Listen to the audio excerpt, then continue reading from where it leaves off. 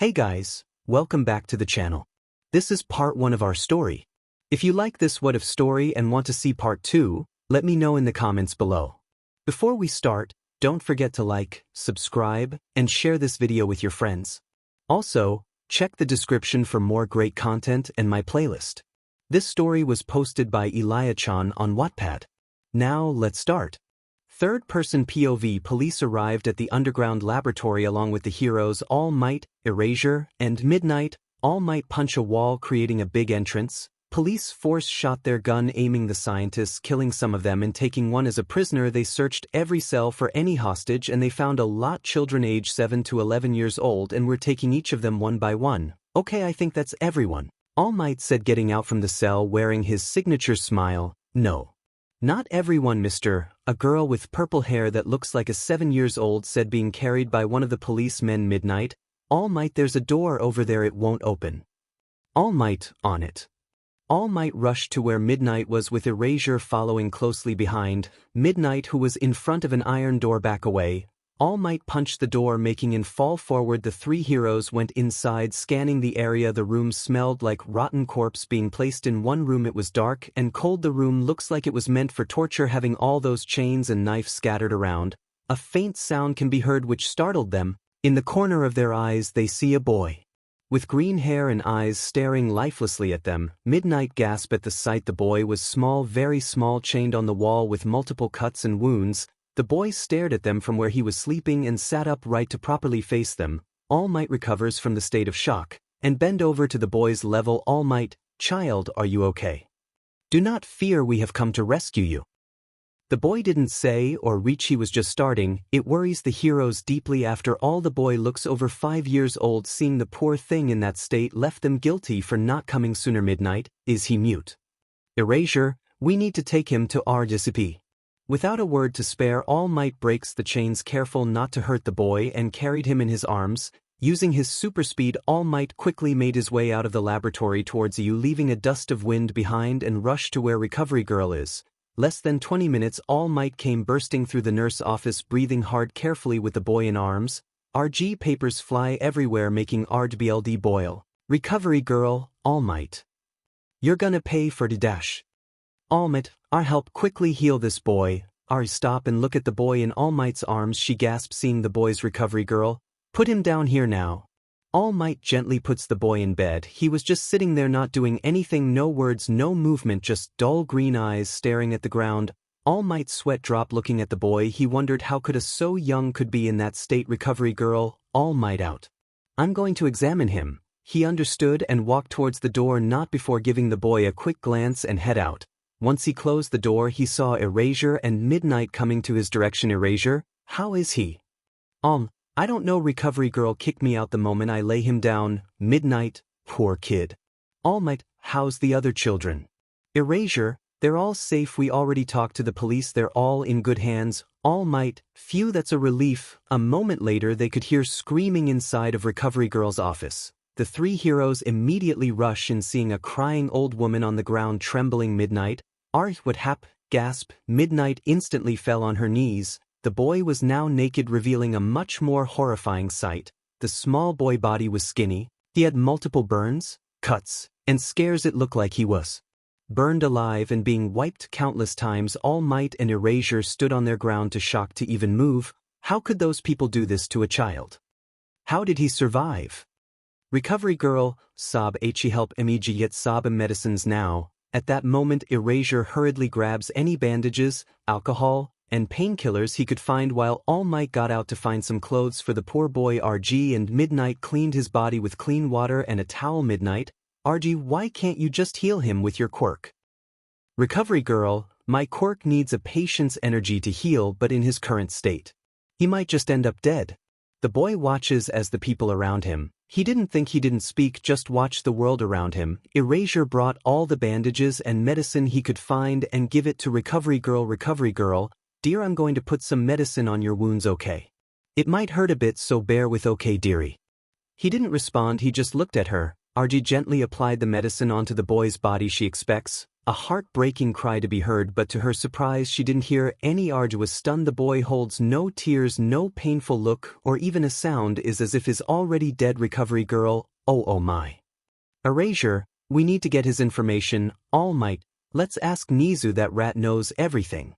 The three heroes agree and left recovery girl's office, leaving the boy in her care. All Might POV. After we discussed with 𝐻𝐿iah, we got the information that we needed on that boy. Honestly, it's amazing that he managed to do it less than an hour, but his 𝐻𝐿iah, what do you expect? He's a genius. No one can compare to 𝐻𝐿iah. Handed the file to 𝐻𝐿iah head and opened it. 𝐻𝐿iah, name.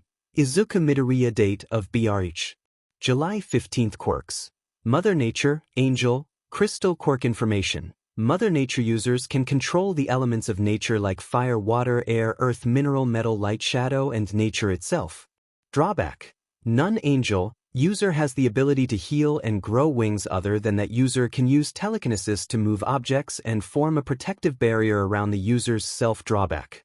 None. Crystal user can grow crystals out of the ground and shoot them. The user is able to use it to collect energy to any kinds of resource, either human, animals, plants, or electricity. Drawback. Headache. Life information. Izuku Midoriya was kidnapped when he was still a day old because he was later found out to be a rare case born with a quirk, not one but three. Izuku Midoriya BLD relative all died. 𝐀𝐮𝐭𝐡𝐨𝐫 Midoriya. Izuku's mother died after giving birth. Hisashi Midoriya. Izuku's father was murdered 2 years after his son and wife disappeared. Izuku Midoriya first experiment experience when he was tree and have been continued even since. After 𝐻𝐿iah finished, the room went quiet and we were all stacked staring at the ground. That child lived such a horrible life, and on top of that he has 3 powerful quirks. I can't imagine what kind of torture that child went through. 𝐻𝐿iah. All Might, I assume the child is RG. Me, yeah, RG is treating him. Why? Oh boy, 𝐻𝐿iah is planning something again. A grin spread across his face. 𝐻𝐿iah, well then shall we visit him? Midnight, I think that's not idea. 𝐻𝐿iah, oh why is that? Midnight, that kid isn't responsive. 𝐻𝐿iah, now that I think about it, he didn't react or say word to us, he was just staring at us. 𝐻𝐿iah, oh dear, that's not a good sign.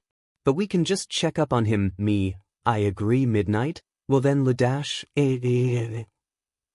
me, was that RG? 𝐻𝐿iah, let's go see. We all ran towards RG office with 𝐻𝐿iah on my shoulder. The screams got louder and louder as we got closer. We arrived without a second to spare, and what we saw was horrifying. That left us completely frozen on the spot. RG was passed out on the floor while Izuku, the boy, was cutting his wrist multiple times with a surgical knife. I recovered from my shock and grabbed him by the arm that was holding the sharp object. Me, child, what do you think you're doing? I gasp. Izuku's BLD because rubies. As soon it fell down on the cold hard ground. Midnight and 𝐻𝐿iah all had the same reaction. 𝐻𝐿iah on the other pick up 1 ruby and inspect it. 𝐻𝐿iah carried RG towards the room next door. 𝐻𝐿iah, oh my, indeed this is a rare mineral, a ruby. Midnight, ruby. 𝐻𝐿iah, yes indeed. Midnight, and from the size and weight I say a single ruby like this is worth $1.6 million. Midnight, $1.6 million. 𝐻𝐿iah, yep, that's right. Midnight, and with all of this rubies lying on the floor, in my calculations all of it is worth $50 million at least. Midnight / 𝐻𝐿iah / me, $50 million. 𝐻𝐿iah grind and knob his head. RD person, all of them were speechless. They all stared at 𝐻𝐿iah in disbelief. I mean, it's surprising to suddenly have 50 million worth of jewelry just lying on the ground. Izuku on the other hand grabbed one of his BLD off the floor, walking towards 𝐻𝐿iah and kneeled down in front of him and offered it to him. 𝐻𝐿iah, oh my, what is this you're giving it to me? He asked, surprised at the sudden action. Izuku nodded his in agreement. 𝐻𝐿iah, may I ask why? He said, skeptical by Izuku's response. But Izuku did next surprise him even more. Izuku puts his ruby down and held his stomach, and other free hand pointed at his mouth. All Might, Midnight, and 𝐻𝐿iah were all dumbfounded. Even 𝐻𝐿iah couldn't speak until he snapped. He felt pity for the poor boy who was willing to hurt himself just to pay for a meal. 𝐻𝐿iah, all Might, go to the cafeteria and grab every food they have in there. This boy is starving, we need to feed him. All Might, on it. After All Might left, 𝐻𝐿iah ordered Midnight to gather all the rubies and put them in a bug. Meanwhile, 𝐻𝐿iah grabbed the first aid kit and sat down besides 𝐻𝐿iah. Izuku on the other hand was still kneeling with his eyes locked on his wrist. 𝐻𝐿iah, Izuku, does it hurt?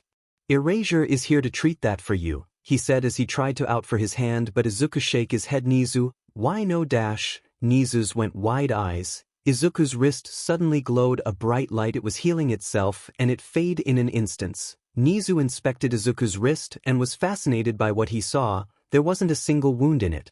Erasure, did he just heal himself? 𝐻𝐿𝐿, incredible.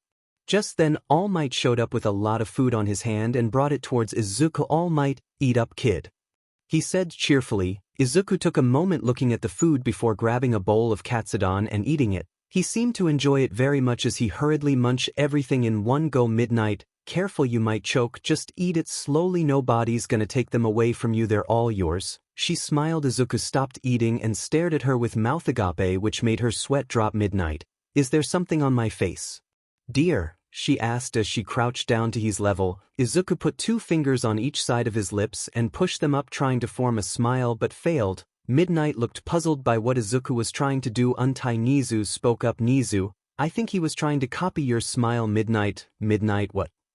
Midnight emotion turned sad. "Poor thing, he doesn't know how to smile," she thought, patting his head. "𝐻𝐿𝐿, looks like we need to take care of him from now on." From that moment, All Might has reached his limit. In a puff of smoke, All Might turned into his skinny form, his upper short feel on his wrist showing his skeleton figure and a huge wound on the side of his stomach. He sighed and announced, "𝗧𝗏, in it, I'm out of time." "Erasure, seems like it." "Midnight, put some clothes on, you look like an actual dead body." "𝗧𝗏, give me a break." While the 3 heroes joke around and 𝐻𝐿𝐿 is occupied with the rubies, Izuku gazed at 𝗧𝗏 with a blank face, his eyes never leaving his injury. Izuku reached his left hand, pointing towards the wound. For a brief moment time just stopped, and everything around him is dark. He spoke with a soft, quiet voice only he could hear. "Let there be light /n something like that." Tiny little ball of light came out of Izuku's hand, flying towards 𝗧𝗏's stomach. With a flash, the 3 went silent as 𝗧𝗏 suddenly shined. The 2 back away, confused on what's going on, until he stopped glowing. 𝗧𝗏 was wondering why he was like that, and he looked at his injury with wide eyes. His injury was no longer there, it was gone, as if it never there. The 2 gasped while 𝐻𝐿𝐿 went frozen, dropping the ruby he was holding. All turned around and faced Izuku, who was still raising his hand. "𝗧𝗏,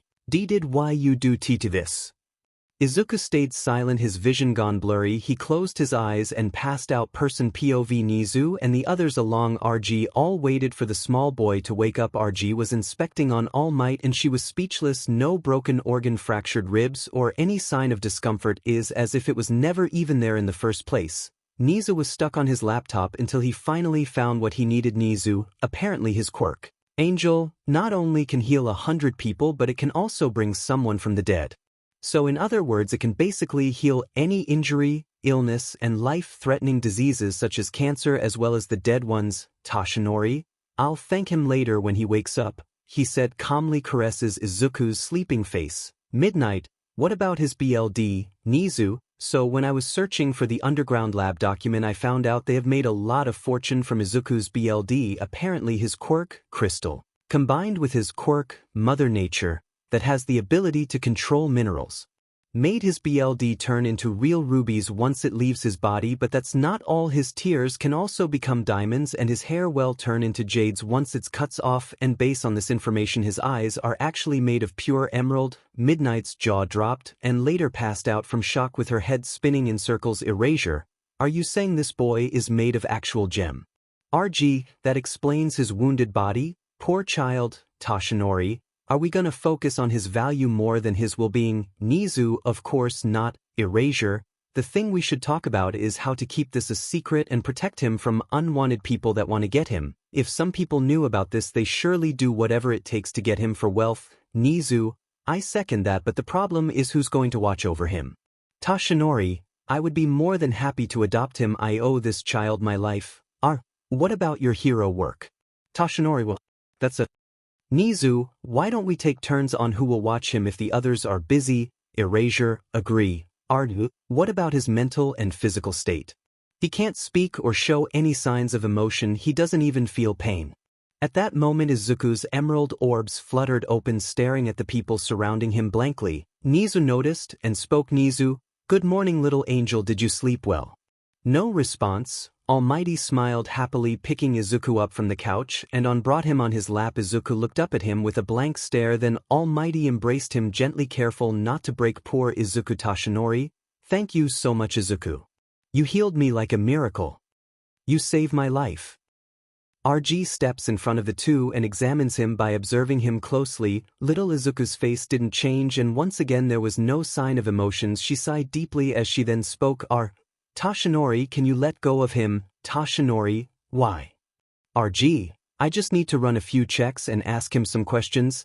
Toshinori was a bit hesitant because he couldn't let go of the boy, but he knew RG was being serious. She felt sad for Izuku's current situation, so he obeyed and placed Izuku back on the couch. RG then approached him, then asked, Dear, can you understand me? Izuku nodded. RG smiled at his response. So even Toshinori and 𝐻𝐿𝐿. Toshinori, can you talk? He shakes his head. RG, are you mute, dear? She asks once again. He shakes his head. She opened her mouth to speak once again but was cut off by a strong gust of wind. Suddenly a shadow showed up on the ground, causing everyone except for Izuku to back away. Midnight jumped up from where she was laying and ran towards Eraserhead and hid behind him. Midnight, what is that thing? She freaked. The shadow moves slowly. 𝐻𝐿𝐿 raises an eyebrow, wondering what it might do. A few seconds later the shadow formed a sentence. I can't. Everyone turned to look at Izuku with a shock expression on their face. While Izuku remained silent, 𝐻𝐿𝐿 jumped down and inspected it, looking at Izuku then back at the shadow. 𝐻𝐿𝐿, he must be using his quirk to communicate since shadow is also part of nature. Toshinori, why can't you speak? He asked, concerned. The shadows disappear, which shocked them a bit. Izuku stared at the man in front of him, making Toshinori worry even more. Everyone else felt the same as they look at Izuku with pity. 𝐻𝐿𝐿 isn't obvious. He's traumatized from that place. That's not the only thing we need to worry about. He also lacks emotion. As you can see, he didn't react to anything even though he's in a new environment. Some people who have similar experience as him in their past would immediately be frightened by a single touch from a stranger yet remain calm and unresponsive. He clearly doesn't know how to feel scared or pain. He obviously faced torture worse than hell, which is why he's in this state. 𝐻𝐿𝐿 stand up from where he was sitting and jumped up, sat beside Izuku, was staring at for a while now. Midnight, what should we do about it? Erasure, let's get him used to the new world around him first. He's been stuck in that lab all his life. RD, I agree with Erasure. 𝐻𝐿𝐿, Toshinori, accompany me later in my office for the adoption papers. Midnight, wait, you're adopting him? Toshinori, he needs someone to care for him. Besides, I owe him my life. He gently gripped the side of stomach where his injury used to be while patting Izuku on his head. Erasure, what about his quirks? 𝐻𝐿𝐿, just keep this a secret. No one but us can know about his quirks. Midnight, what are we going to do with all this rubies then? She said as she grabbed one ruby out from the bag and looked at it closely. 𝐻𝐿𝐿, I'm going to hide them somewhere. Those rubies belong to Izuku, so we are not obligated to use them, right, Izuku? Midnight sighed. She was sad. 𝐻𝐿𝐿 smiled at Izuku, who was still looking at him. 𝐻𝐿𝐿 wondered why he kept staring until the shadow appeared on the ground once again. You can have them. 𝐿𝐼, she was stunned. She holds a wide grin on her face and screams in happiness. Midnight, really? I can have them? She said, her excitement never fades as she spoke. It's yours now if you want, she squeals in delight, making everyone else cover their ears except for Izuku. Midnight stop as she remembers that he just addressed her as 𝐿𝐼, which is her actual name. Midnight, wait, how did you know my name? She questions. The others all thought the same, and once again the shadow moved. Secret. At that moment everyone fell silent for a moment until Toshinori cleared his throat. Getting there. Attention Toshinori, let's not waste any more time, we need to work. 𝐻𝐿𝐿, let's go get those adoption papers. Midnight, RG, Eraserhead, watch Izuku for me. They nod in response. 𝐻𝐿𝐿 climbed on Toshinori's shoulders before they left towards 𝐻𝐿𝐿's office. As they left, the room went silent once again and Izuku's shadow disappeared. Midnight approached Izuku with a smile. Midnight, hey, can I really have them? They are your BLD, are you sure I should take it? She was concerned with a soft smile plastered on her face. Izuku nodded his head, then Erasure walked towards them wearing the same poker face as Izuku. He crouched down and spoke. Erasure, are you hungry? Izuku nodded in response. Erasure sighed and straightened up and leave. Midnight, where are you going? Erasure, getting that problem child some food. He left. Can see your wounds, dear, she said as she came in close. Izuku obeyed and took off his clothes. His wounds disappeared, no scares and no purple marks. RD hums as she inspected him. Did you heal yourself? He nodded. Midnight, that's great. But you do look a little skinny. Don't worry, 𝐻𝐻𝐻𝗧𝗏 will be back with some food. She pats his head. She then picks him up and squeezes him in adoration. 𝗧𝗏𝗧𝗟 and 𝐻𝐻𝐻𝗧 both arrived with papers in hand. 𝗧𝗏𝗧𝗟, where's 𝐻𝐻𝐻𝗧𝗏? Midnight, he left to get Izuku some food. Poor baby's hungry. She hugged him tight. 𝐻𝐻𝐻𝗧𝗏, Midnight, you might squeeze him to death. 𝗧𝗏𝗧𝗟 came in and grabbed Izuku out of Midnight's hold and cradled him in his arms. Midnight pouted in anger. Midnight, hey. You can't just take him.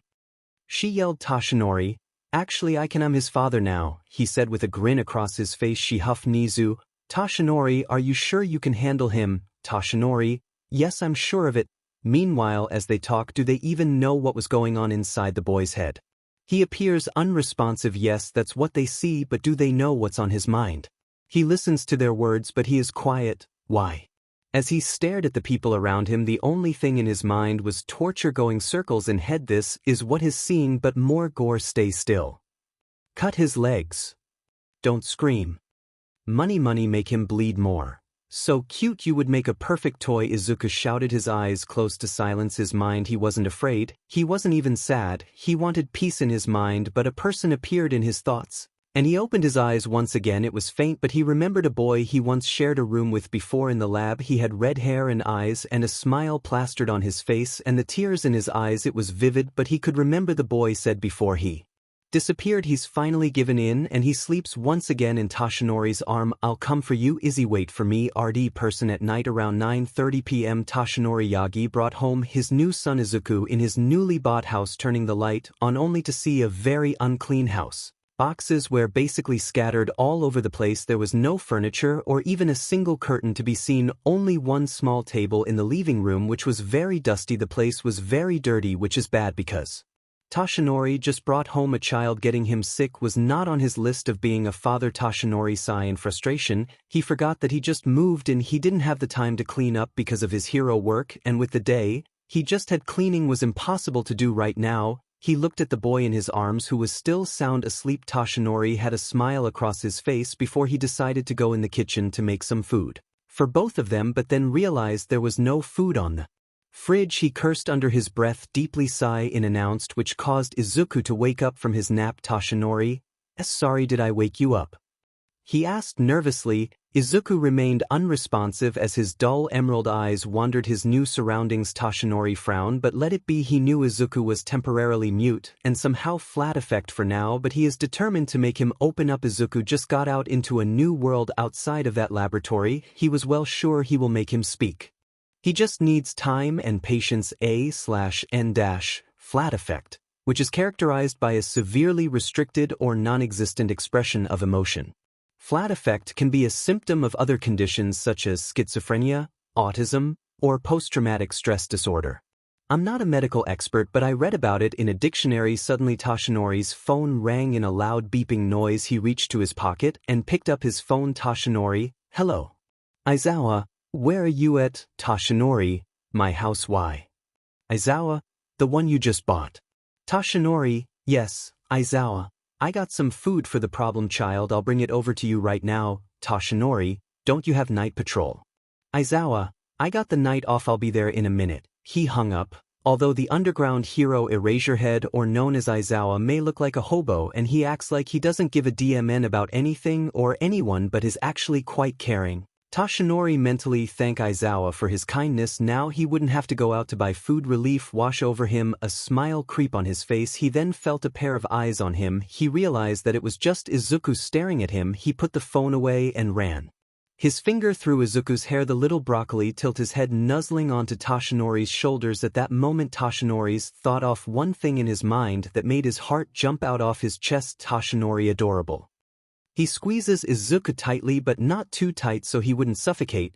Now he knows how Midnight feels when she petted Izuku earlier. Later on, Izawa showed up in front of the door holding a bag full of takeouts. 𝗧𝗏𝗧𝗟's sweat dropped. It was a lot of food to eat for just one kid. 𝗧𝗏𝗧𝗟 invited Izawa in. Once he went inside, he nearly dropped the bag he was holding. 𝗧𝗏𝗧𝗟 cackled awkwardly with Izuku still in his arms, and they both sat down on the living room since it's the only place that has a table. Izuku opened a box of takoyaki and ate it quietly on 𝗧𝗏𝗧𝗟's lap. 𝗧𝗏𝗧𝗟, Sorry I haven't had any time to tidy up the place. Ha, Aizawa, you got to be kidding me. Your house is too dirty. What if he gets sick? 𝗧𝗏, don't worry. With a puff of smoke, 𝗧𝗏 turned into his muscular form with his signature smile. I'll make this place spotless. Ha, he said proudly. Aizawa sighed, annoyed. He wasn't gonna argue without his coffee first. He was too tired to deal with his stupidity. His blood started to boil, so in a deep voice, Aizawa, you two are sleeping in my house tonight. There is no way I'm just gonna let you two sleep in this condition. His eyes turned red with anger. All Might returned to his original form and gulp. Aizawa is not a person you should mess with, and it scared the st out of him. 𝗧𝗏 cracked a smile, trying to act calm. Aizawa also calmed down, but then he noticed Izuku was staring at him. He raised an eyebrow, wondering why the little broccoli was looking at him. Aizawa, is there something wrong? You've been staring at me for a while now, he asked him. 𝗧𝗏 was surprised cause he didn't notice when Izuku stopped eating. He then spoke with a gentle voice. 𝗧𝗏, what's wrong? He asked, stroking his hair in a tenderly manner. Izuku didn't respond as he continued to eat his food. 𝗧𝗏, I think he was staring because you were activating your quirk. Aizawa grumbled as a response with an even more tired look on his face. 𝗧𝗏 just cackled at his friend's reaction. Izuku, on the other hand, kept eating as the world around him became silent. What he saw on Aizawa's back was no ordinary shadow. No, it was something else. It was a dark figure standing from behind Aizawa. It was the same figure he saw in the laboratory, but the difference was there is only one in the laboratory. There was multiple of them from behind each person he sees, but in different colors: red, green, blue, purple, yellow, orange, brown, black, white, and many more. Izuku knew what those figures meant, so he didn't mind seeing them because of his quirk angel. That's why he could see them. For now he was just listening to the two people talking to each other while the figure just watched him eat. He didn't have food like this before. He would usually pick up what he was thrown at and eat it. For people who experienced the same faith as him would be crying their heart out from a simple act of kindness, but for Izuku it didn't move his heart in the least. Time skip. 𝗧𝗏 locked the door in his house with Izuku, who was wrapped in a blanket on his arms, and then followed Aizawa to his house. They went to shortcut in an empty street. The walk towards Aizawa's house was silent, although there were dogs barking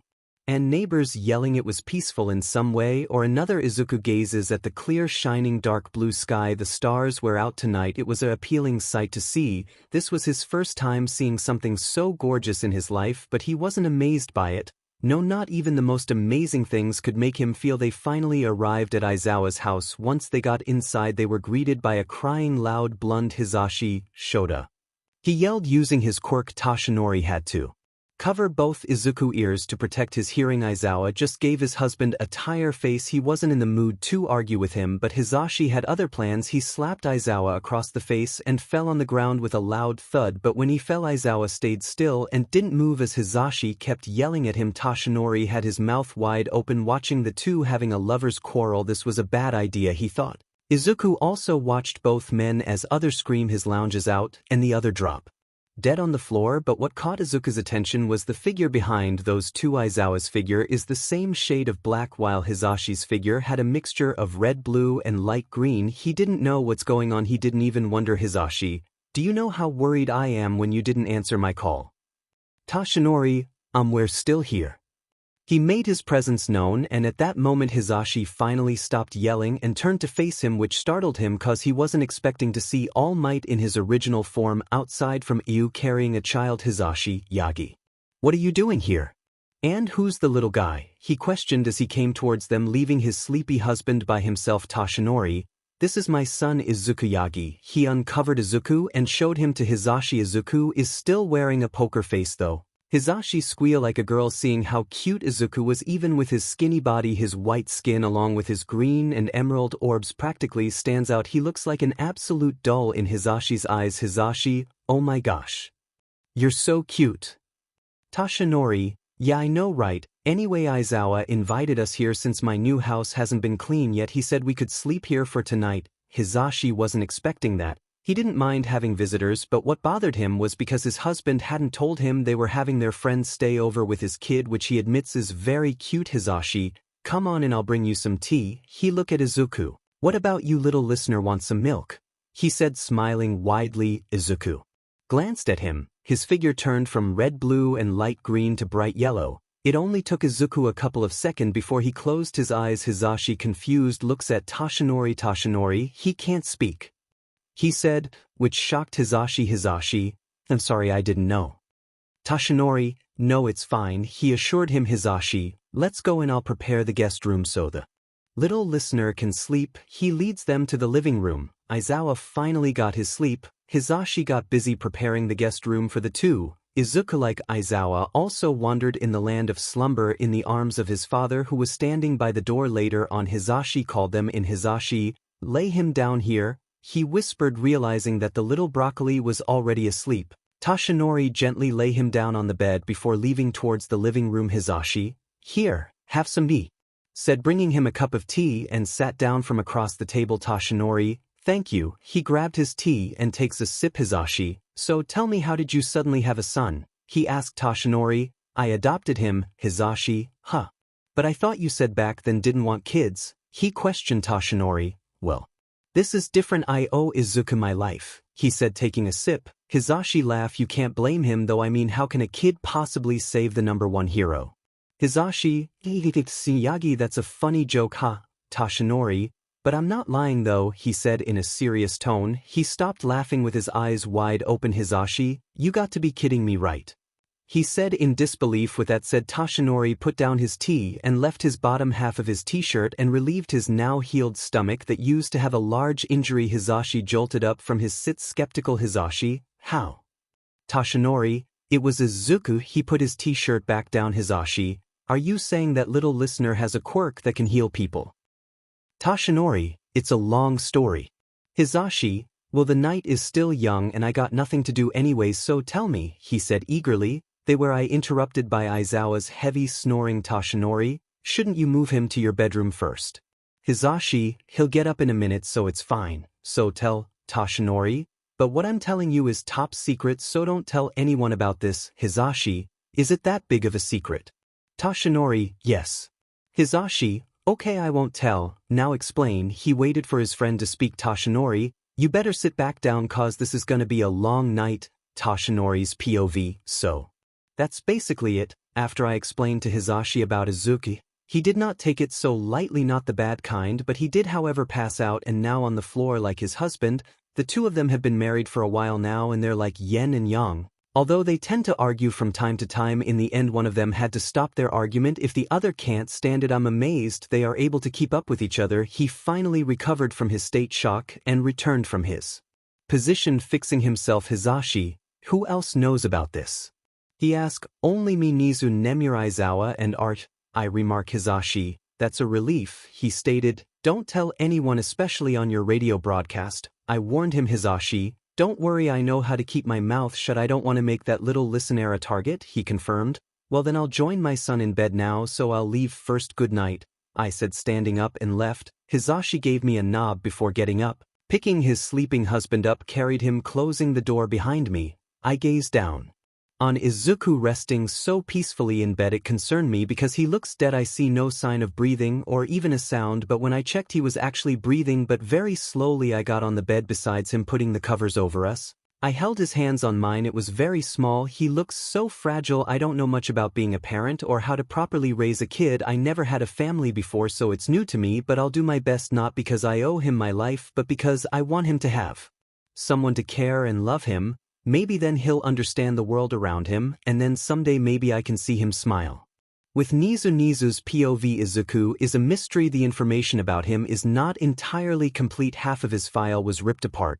I didn't tell anyone about this and I plan to keep it that way. When I was searching through their files, I later found out that all of the children's brought in the lab were quirkless except for Izuku, which is strange, but then I remembered the first word that came out of Izuku's file. Gifted. I think there is more to it and I can't see it yet. Apparently they have been working on a project called Recreation, but that's all I could find. I guess they don't want the world to know about it because later on the investigators found a pile of burned papers in one of their rooms along with their computers, and right now I'm trying to recover them. I need to get to the bottom of this and find out more about this project and what does it have to do with the quirkless children and Izuku. The next morning, with Toshinori person. The next day, the Yamazawa couple decided to help Toshinori with his house cleaning. Hizashi's jaw fell when he looked inside, then his eyes landed on something. Hizashi, Is that a dead rat? He screamed. Aizawa, looks like it. He remarked. Toshinori sat Izuku by the kitchen counter. He then gave him a coloring book and crayon to play with. Toshinori, can you stay here and play while we clean? He said, gently patting his head. As always, no answer. Toshinori, knowing that Izuku understood, so he joined the Yamazawa couple on cleaning. Not before he gave a quick glance at Izuku, seeing that he is now coloring. Aizawa, let's hurry up and clean this house before sundown. I still have my night patrol. Hizashi, I called Namuri to help tidy up. Toshinori, thank you. Now let's get this over with. As they began their home makeover, meanwhile Izuku was scribbling through the papers before watching the adults do their work. Well, technically he was watching their shadow figure behind them, but what caught his eyes was his father's. He didn't see them earlier, but Toshinori has, and it's white, though it's not just one, but it seems like there are 7 tiny souls flying around him too, and then they disappear along with the white figure. Aizawa's and Hizashi's too. At that moment Izuku's left eye got blurry as water came out of it, replaced by something hard. Izuku left it as it is, as he continued scribbling through the papers. Even when his cheeks are bleeding. Just then Namuri came bursting through the door, bags in hand. Namuri, I bought lunch, she shouted with a big smile across her face. Aizawa, glad you could join, he remarked. Namuri, no problem. Hey Toshi, where's the little angel? She beamed. Toshinori, right there in the kitchen counter, he yelled from across the living room. Namuri excitedly when she wanted to see the little angel so badly, but as she got there she wasn't expecting to see a bleeding boy crying from his left side. Namuri, guys, come over here quick, she screams. All 3 men rush in, wondering what happened. Toshinori was about to say something but stopped, seeing his son bleeding from his cheeks. Toshinori POV, I panicked the moment I saw him. Half of his face was scratched. I immediately checked on him and caressed his cheek. The others watched me. Luckily the bleeding stopped, but then I noticed the tear stain in his left eye. Did he cry? In an instant his scratches faded like smoke. He was healing himself while staring at me. He knows I'm worried for him. Relief wash over me with a sigh. Hizashi, are those diamond? He suddenly spoke from behind. I didn't even know until my gaze landed on Izuku's side. Rubies and diamonds drop lit. I'm astonished but also concerned about his well-being. I picked him up and cradled him in my arms. Izuku nuzzled on my chest. It's so adorable. My heart almost jumped out. Being a father would be a lot harder than I thought. Namuri and Hizashi sparkle when they see the gems up close. Namuri, we should decorate this in Izuku's room. Hizashi, like chandelier. Namuri, my sweat dropped listening to their conversation. I'm glad they weren't thinking of selling it for themselves, but those two can be a tad bit annoying when it comes this type of stuff, especially decorating. Looks like it's gonna a long day. I didn't win, but Aizawa is quite the whole time. When I turned around I saw him staring at a paper like the one I gave Izuku. Hey, what's that? I asked, curious. Aizawa, you are not gonna believe this. I was confused until he showed me what's in it and made my eyes wide open. Binary codes, written in crayons. I glanced down at Izuku, who was staring at me for a while now. Did you do this? He nodded slightly. Hizashi, what are you guys doing? He approached us with Namuri following behind. I showed them the paper. Namuri, binary codes. Aizawa, problem child was the one who made it, he stated. Hizashi, he can do that. Apparently, I remark. Aizawa, we should tell Nizu about this. I think the problem child has high IQ. Namuri, do you have to call every kid you counter like that? Aizawa, yes. Hizashi, enough, let's continue our work. We still have a lot to do. We tell Nizu tomorrow or the day after. Namuri, what about Izuku? At that moment the doorbell rang. My friends look at me, but I just shrug. Hizashi, I'll get it, he said. Luckily we're not in our hero costume. I can't have people knowing where I live. Hizashi, can I help you? He said, opening the door. Yes, we have a delivery for Mr. Toshinori Yagi. Must be my furniture. I thought, that me. Great. Well then just sign here and we'll bring your stuff inside, he said, bringing the paper in front of me. And sign it. Thank you, sir. All your stuff will be inside in a few moments. Seconds later more men came in carrying my things inside. There were 4 of them and it looks like they hit the gym pretty well, seeing how well built their bodies are. Aizawa, what's all this? He said, approaching me. My furnitures, they just arrived. I said. Namuri, do you have bed for Izuku? Yes, but I don't have a closet or clothes for him yet. Hizashi, let's go to the mall tomorrow and buy a whole bunch of cute clothes for Izuku. He squeal. Aizawa sigh at his husband's reaction. Seriously, real talk, how did these two meet? They're totally opposite. Even I can't keep up with them. Yeah, let's do that right, Izuku. He was now sound asleep, and oh my god, he's so cute, I almost squeezed him just now. Nomiuri, the couch is all set, you can lay him down now. Thank goodness, I feel like I'm going to break him in his sleep if I held him any longer, he's just too cute. And now sound like a doting parent. I settled him down, making sure he's comfortable, and kiss his forehead. Nomiuri, you're doing a great job being a dad. You think so? I'm still trying my best though.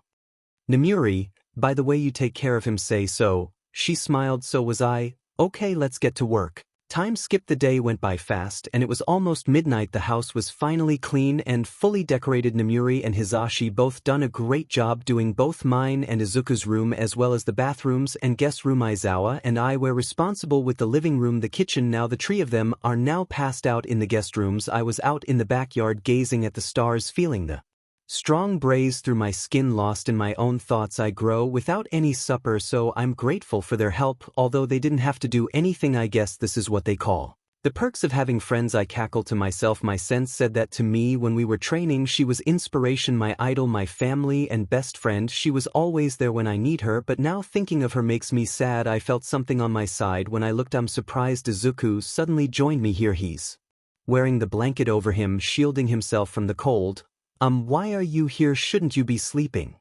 I said, picking him up. Well, he did sleep for an entire day, but why is he out? What he did next shocked me. He wrapped his tiny hands around my neck, embracing me. I don't know why time became slow. Is he trying comforting me? Hey, are you comforting me? I asked, which he nodded. In response, I returned the gesture by holding him close. It was peaceful, warm, and somehow comforting in a way. Thinking about it, how long has it been since I last had a hug? In my own mind, I think he's trying to not make me feel sad, which is funny because here I am, a grown man being comforted by a child that spent his life living in a hellhole place. It should be the other way around. My grip tightened on him, because right now I have a feeling letting Izuku go hurts my lonely soul. Person POV: a hero by day, a civilian at night. Toshinori, also known as All Might, takes his first step on being a best father he could be. Right now he's currently making breakfast for his little emotionless son, who is looking elsewhere. A week has already passed since All Might finished decorating his house, and his three friends stayed for a while to help him with it. Although he may have his work cut for him after he adopted Izuku, things took a big turn for him. Not only thus he has his hero duty, but he has to take care of Izuku too. On top of that, he must keep it a secret from public eye. He admits that it's not easy since there are people watching him from every corner. Even if he managed to hide his identity, there's no telling when people actually starts to follow him like stackers, and might even lead to his downfall. He was thinking if he did the right thing. Yes, Izuku healed his incurable injury, and now he can stay in his hero form for as long as he wants, and now he owes him a great deal. But he has his doubt because Toshinori isn't really father material, but his trying, he just hoped that it would be enough. Nomiuri, good morning. She yelled from across the kitchen, which caused Toshinori to flinch. Toshinori, Nomiuri, keep it down, those two are still sleeping, you wouldn't want to wake Shota up, do you? He remarked. Nomiuri shivers at the thought of Aizawa being angry. Toshinori, sit down, breakfast is ready. Nomiuri sat beside Izuku and greeted him with a smile, only to hear no response. He was gazing outside through the window, wearing an expressionless face. He looked as if he was lost in his own mind, but really it was just the interest in view.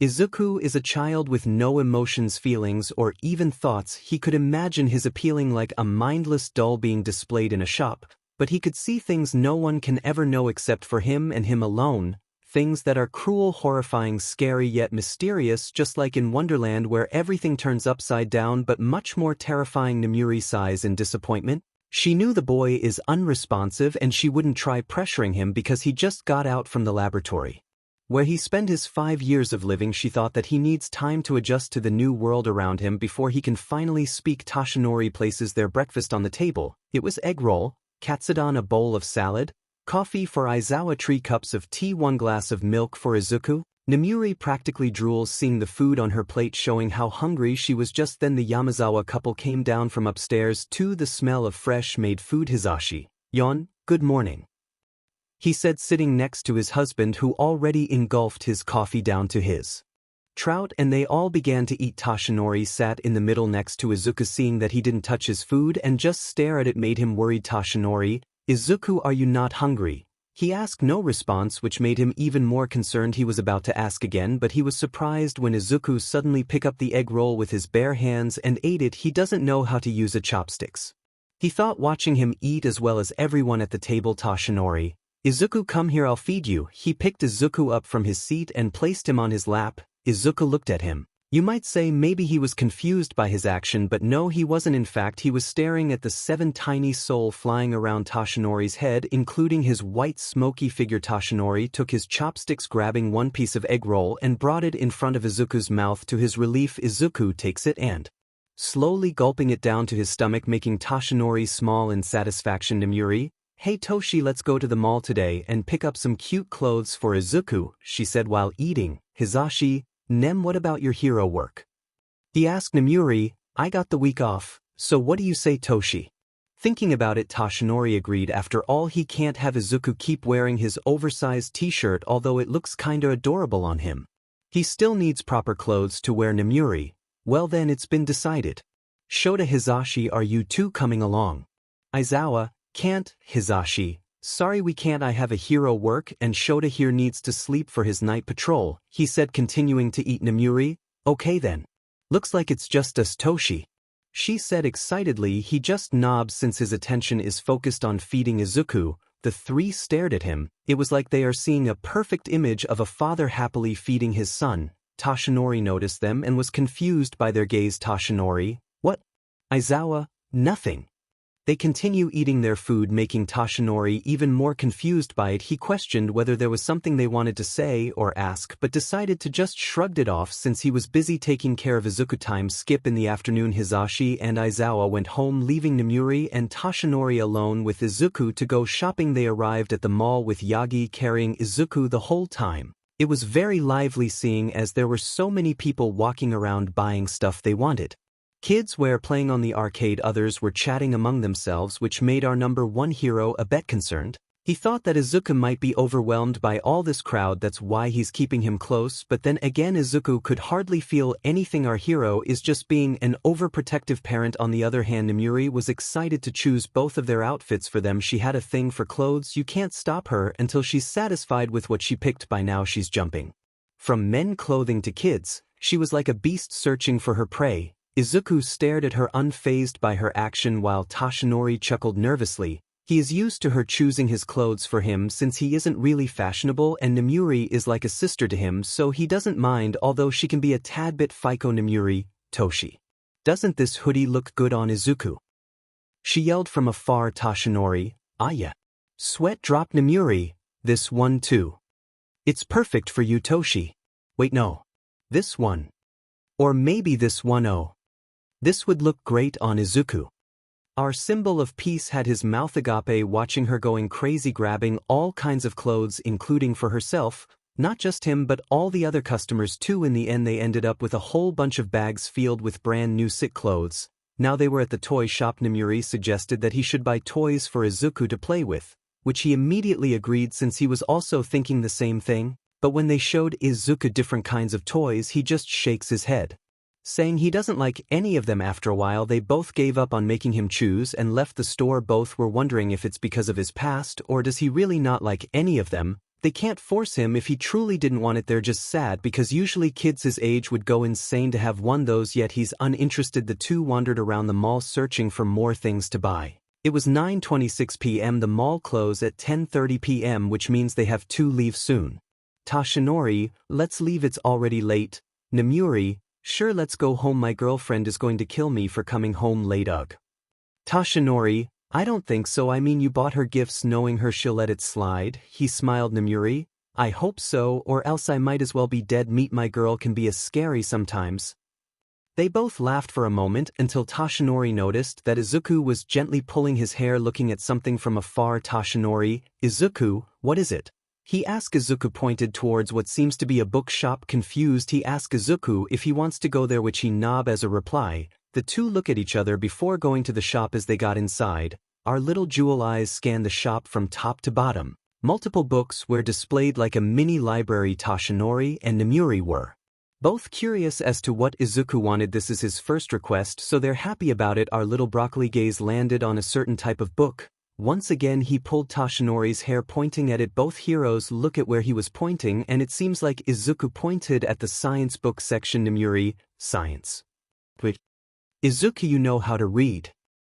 He nods slightly in response, which surprised them. They thought he couldn't, seeing as he can't speak. Well, technically Izuku isn't really mute, he just doesn't want to talk. Like Izuku requested, they go into the science section where books are organized alphabetically from A-Z.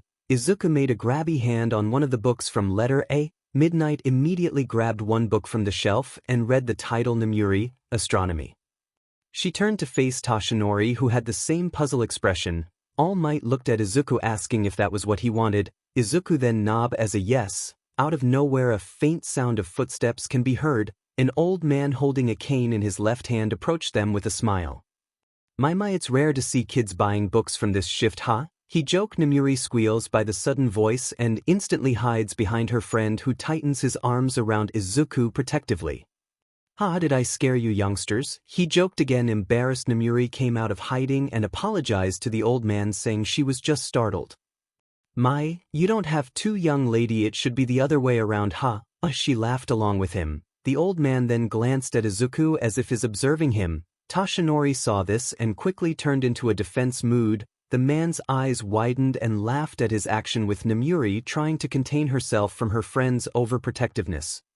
Ha, don't worry, I'm planning on stilling your son. I'm Akane Aoi, by the way. He greeted Tashinori. Tashinori Yagi, he replied. Akane glances down at Izuku for a moment.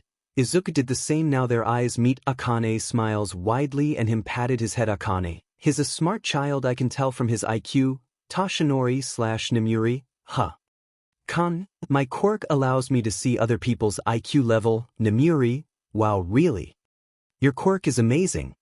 She beamed. Akane, ha, thank you young lady, he said. Tashinori, how much is his IQ level?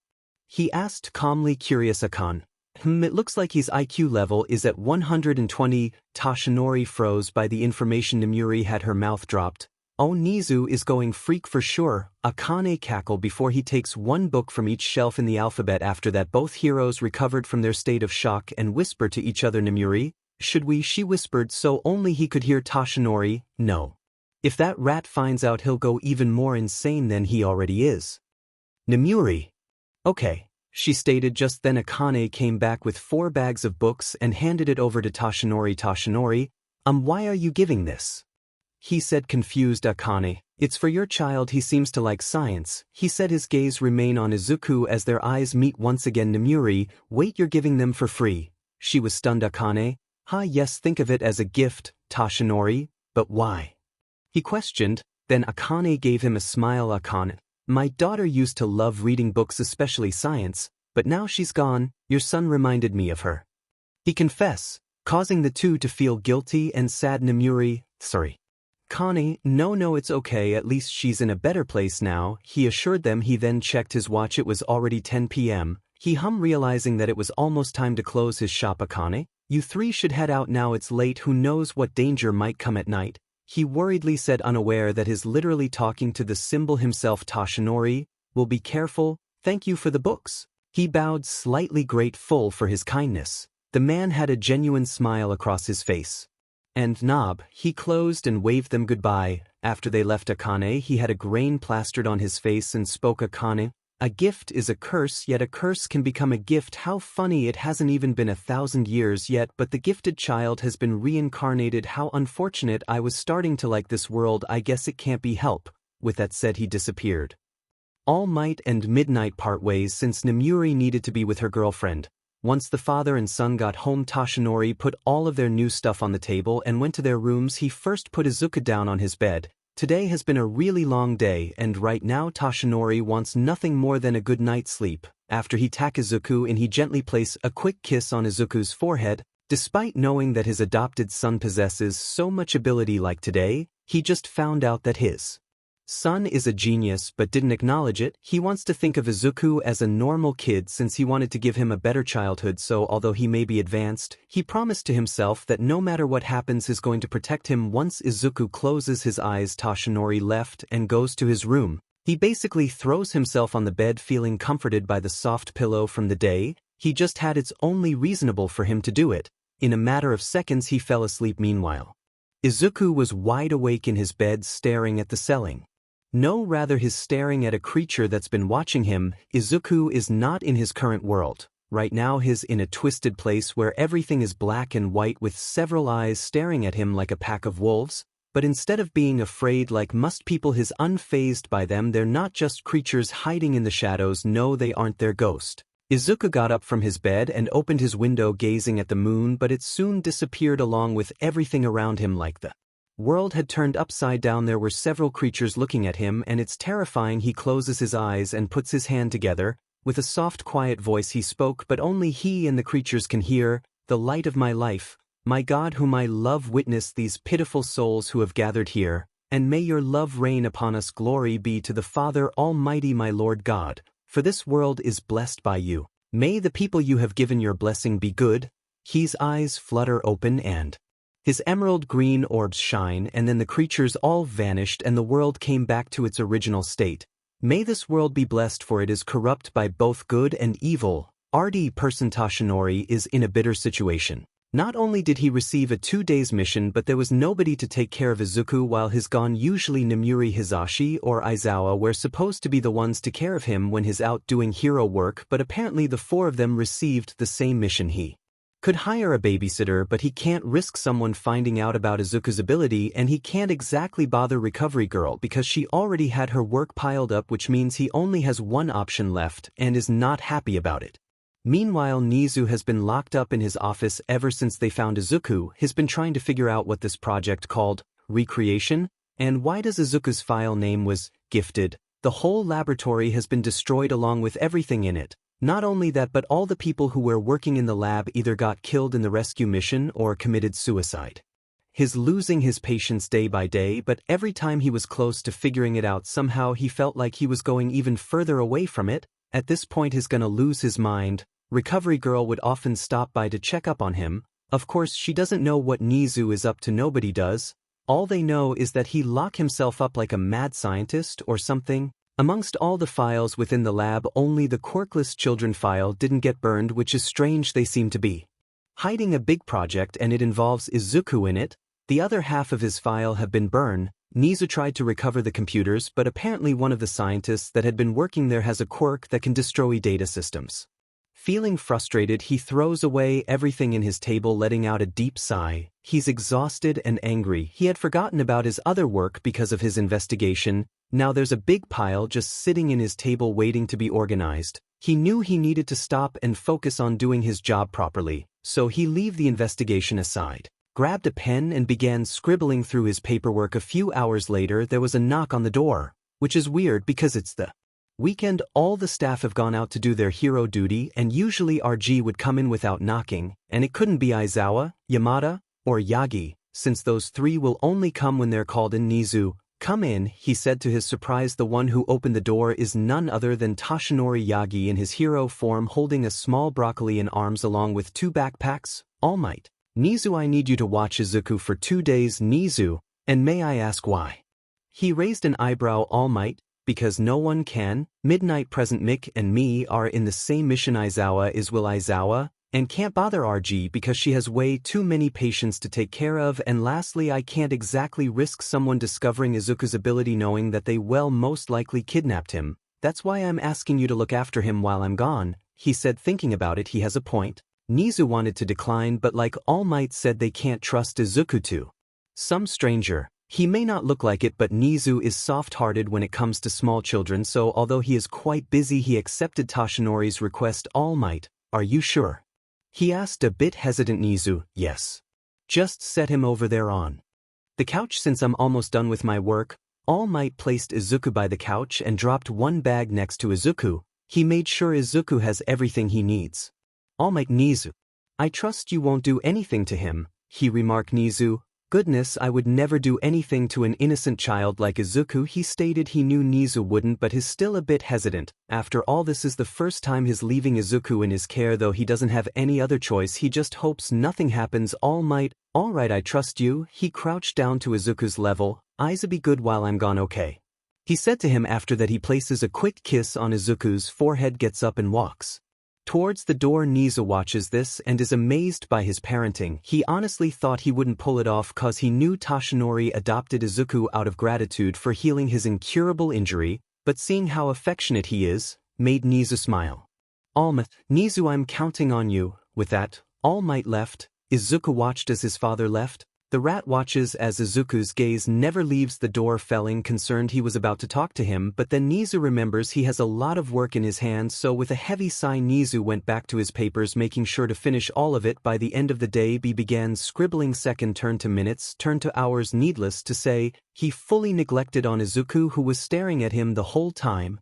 Time skip. It was now night time. 𝐀𝐮𝐴 jumped out of his seat, stretching his body, but then when he turned around he saw Izuku quietly staring in the corner. 𝐀𝐮𝐴 panicked. He had completely forgotten about the little broccoli. Feeling guilty and worried, he immediately approached him.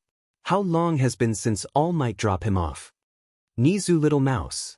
Izuku turned and looked at him with the same blank face, getting off the couch and just stood there. 𝐀𝐮𝐴, are you alright? He nodded. 𝐀𝐮𝐴, is there anything that you want? Feeling a bit guilty for neglecting him, unexpectedly Izuku pointed at the cheese board that was laying on the shelf. Weird.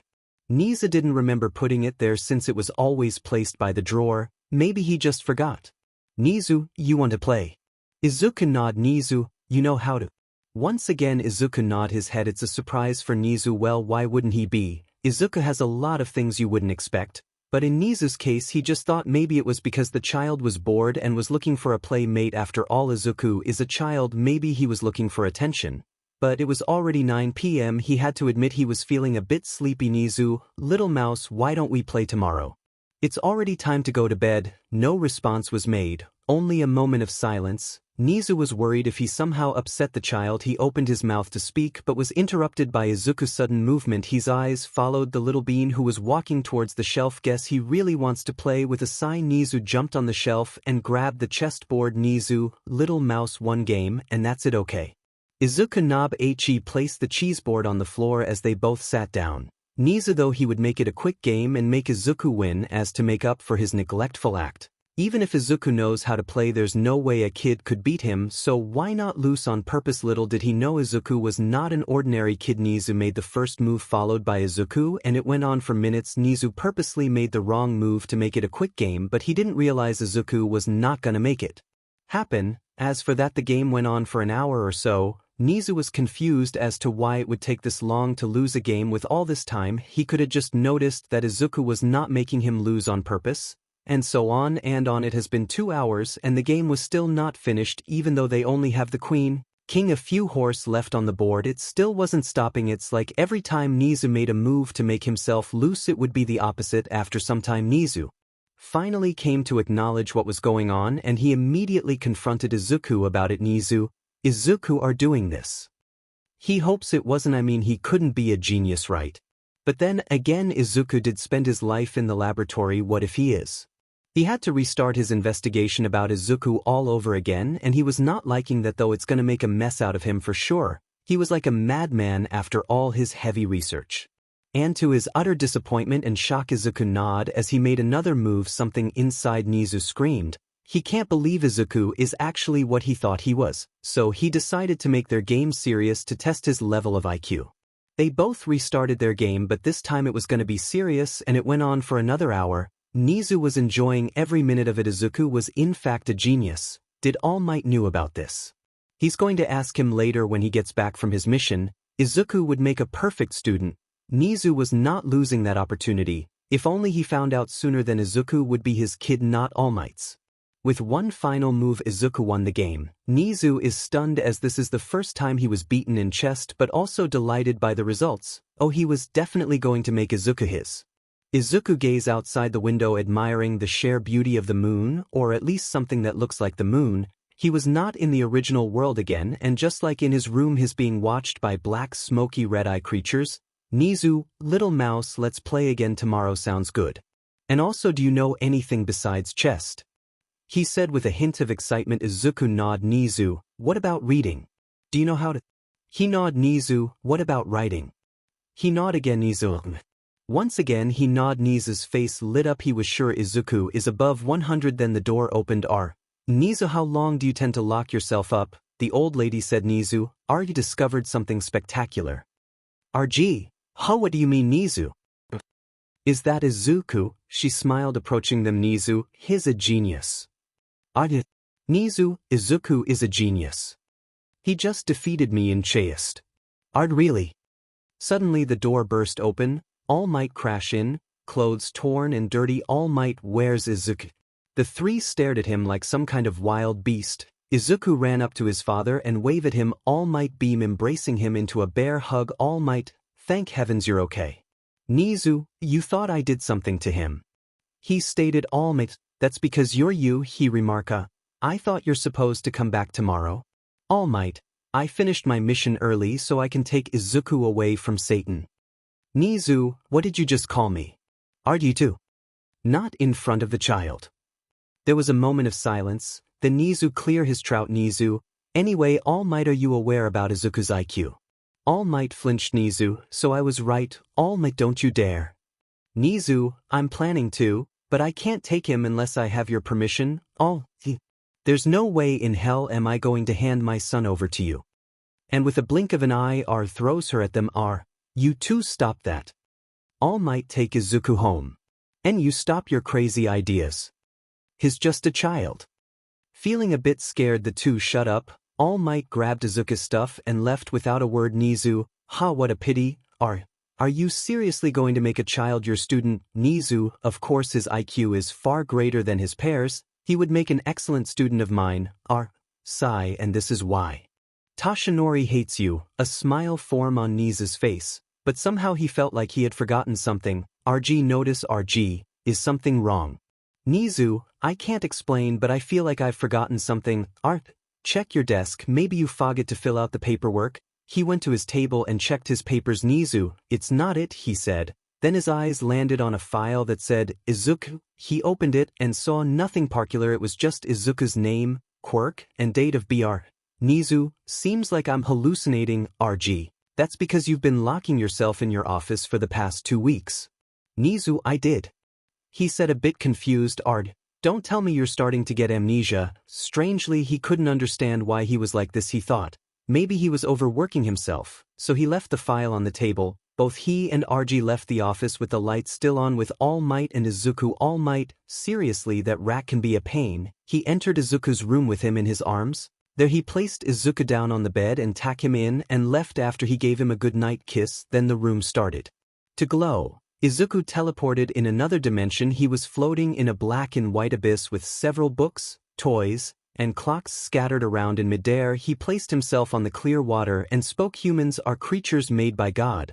They are not allowed to know the true form of this world, for God blessed them with gifts, and for that a price is made.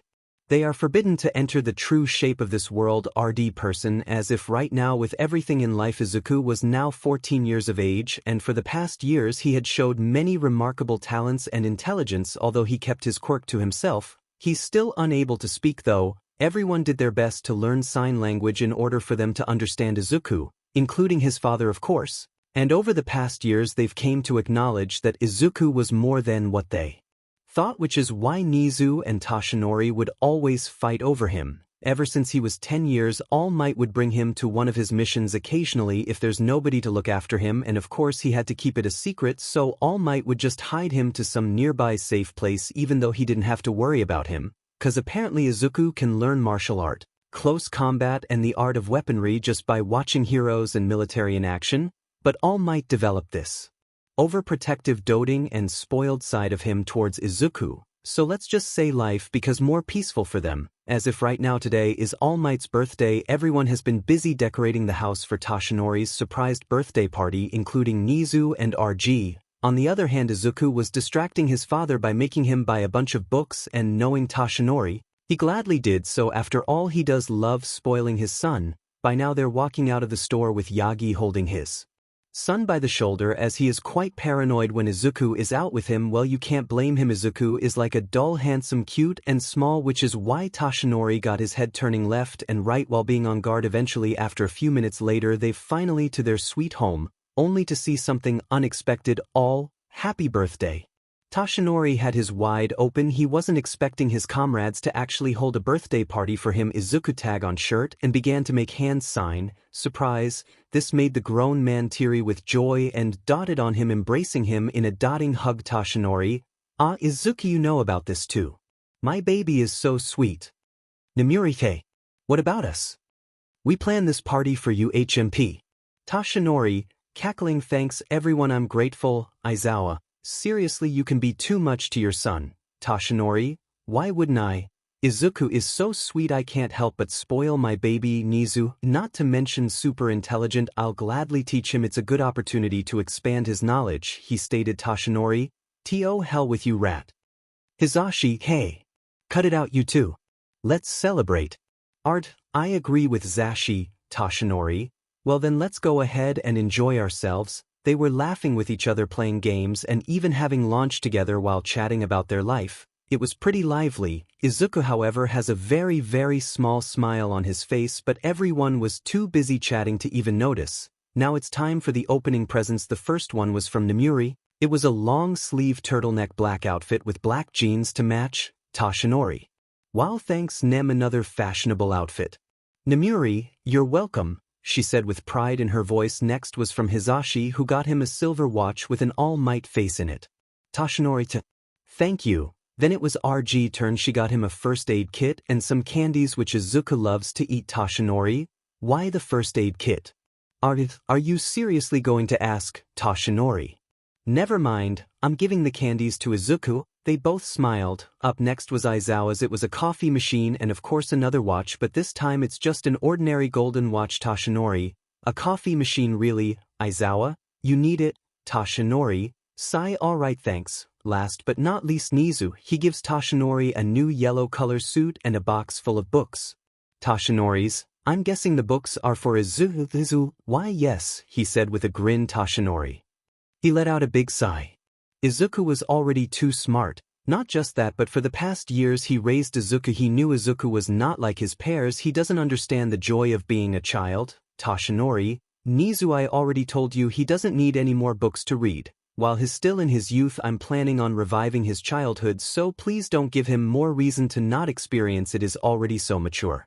I'm afraid someday he'll realize that he didn't experience his youth. Nizu, he can do both, which is why I'm here. Toshinori, Nomiuri, are you really going to do that? Toshinori, what are you talking about?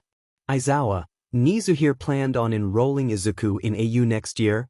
Toshinori, Nizu, it's not a bad idea. He can make some friends while training to become a hero, and he can also have some private lessons with me after school hours. Toshinori, absolutely not. Look Nizu, I know where this is going, but I'm not even sure if Izuku wants to be a hero. Nizu, but it seems like he agreed on my plan. Toshinori was about to speak but was cut off by Izuku tagging his shirt. Izuku slightly nodded his head and made hand gestures. Agree. Toshinori, you want to become a hero? He said, shocked. Izuku nodded. Nomiuri, that's great Izuku. I can design your hero costume for you. Toshinori, wait. Izuku, are you sure you want to become a hero? There are less dangerous courses you can pursue, like a doctor or a flower shop owner. Izuku shake his head. Toshinori froze. His overprotectiveness kick in. He was scared by the possible outcomes with Izuku fighting off villains in the streets, especially since Toshinori himself faced it countless times. Nizu, well then that settles it. Toshinori was not happy about it. He held Izuku by the shoulder, bringing him close to him, clearly concerned about his son's well-being. Izuku, however, stared at his father. He knew he was sad about this, seeing as the smoky figure behind him turned blue. Before Toshinori spoke, he sighed deeply. Toshinori, if that's what Izuku wants then.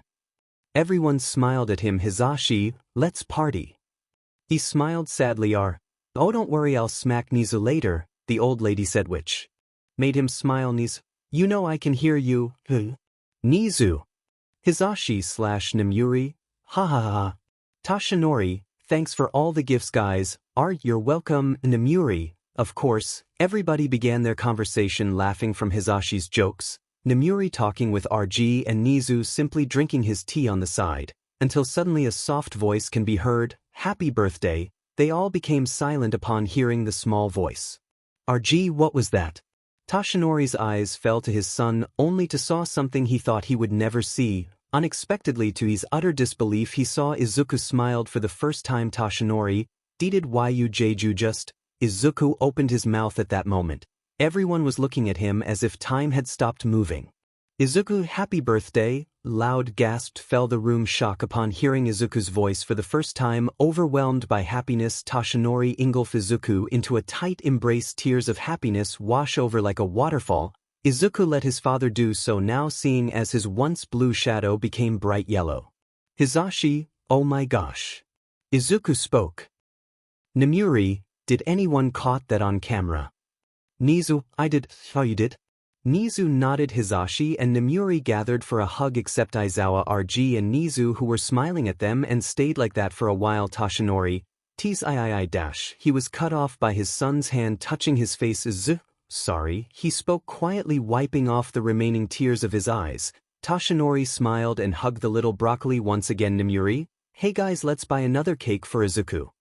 Aizawa sighed. Hizashi, oh come on, show, he said, getting on his husband's lap. Aizawa, fine. 𝗧𝗏, not in front of my child. He immediately covered Izuku's eyes. Both blushed slightly, Hizashi cackling nervous while Aizawa just looked away in embarrassment.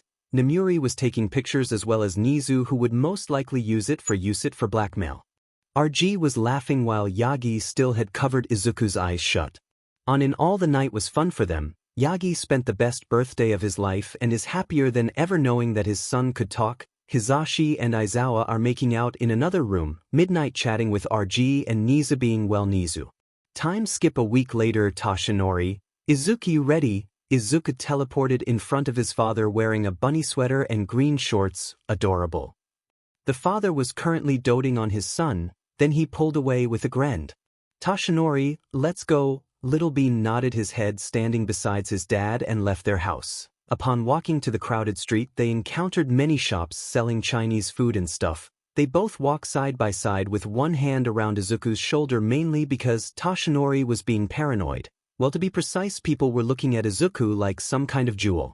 Having a gorgeous baby face can be a hustle, especially since Izuku is small, like 4 feet 3 inches. He looks more like an elementary student despite his age. Both males went inside a small cafe, being greeted by their regular waitress Hanako. Hello Mr. Yagi, the usual. 𝗧𝗏, yes, but can you add 2 slices of rainbow cake? Hanako, coming right up. The two sat down by their usual spot by the window, sitting across each other. Later on, their order arrived. 𝗧𝗏 had a cup of coffee while Izuku had a iced matcha and 2 slices of rainbow cakes. Hanako, enjoy. After the waitress left, Izuku took a bite of his cake, melting from the sweet creamy flavor in his mouth, and of course 𝗧𝗏 was thinking how cute Izuku is acting. I think everyone in the cafe thinks so as well, seeing as they all got their eyes glued at our little bean. 𝗧𝗏, Izuku, do you like the cake? With a smile he nodded. Izuku, yummy, he said in a soft voice. 𝗧𝗏's heart jumped out of his chest. He patted Izuku's head, then continued drinking his coffee. Just as they were enjoying their peaceful time together, suddenly a loud explosion can be heard. Citizens were running away for their safety. Panicking, 𝗧𝗏 quickly carried Izuku out of the cafe and into the alleyway, where he immediately transforms himself into his hero form, then flew through the sky and landed at the top of the building. He gently put Izuku down, then sighed deeply. All might, Izuku, stay here, okay? I'm just going to handle this situation for a bit, he said gently, caressing his hair. Izuku responded with a nod. All Might give Izuku a quick kiss on the forehead before leaving to stop the cause of the chaos. Now our little broccoli was left all alone. 1 hour later, our protagonist waited patiently for his father to come back, but unexpectedly there was another explosion coming from the other side of the city. Izuku didn't mind it as he continued to sit and wait for his father, but overhearing a scream of a boy caught his attention, although he tried to ignore it again as he wasn't supposed to interfere on hero matters. He can't overlook a soul in need, even though this means disobeying his father's words. In a blink of an eye, he teleports directly at the site. Several people run past him as a huge sludge villain destroys the street, holding a hostage to what seems to be a blonde boy with explosion quirk. He was struggling to get out of the monster's hold. Izuku approached it, ignoring all the citizens and heroes yelling at him to get away. What the hell is that kid doing? Kid, get out. It's dangerous. Is he crazy?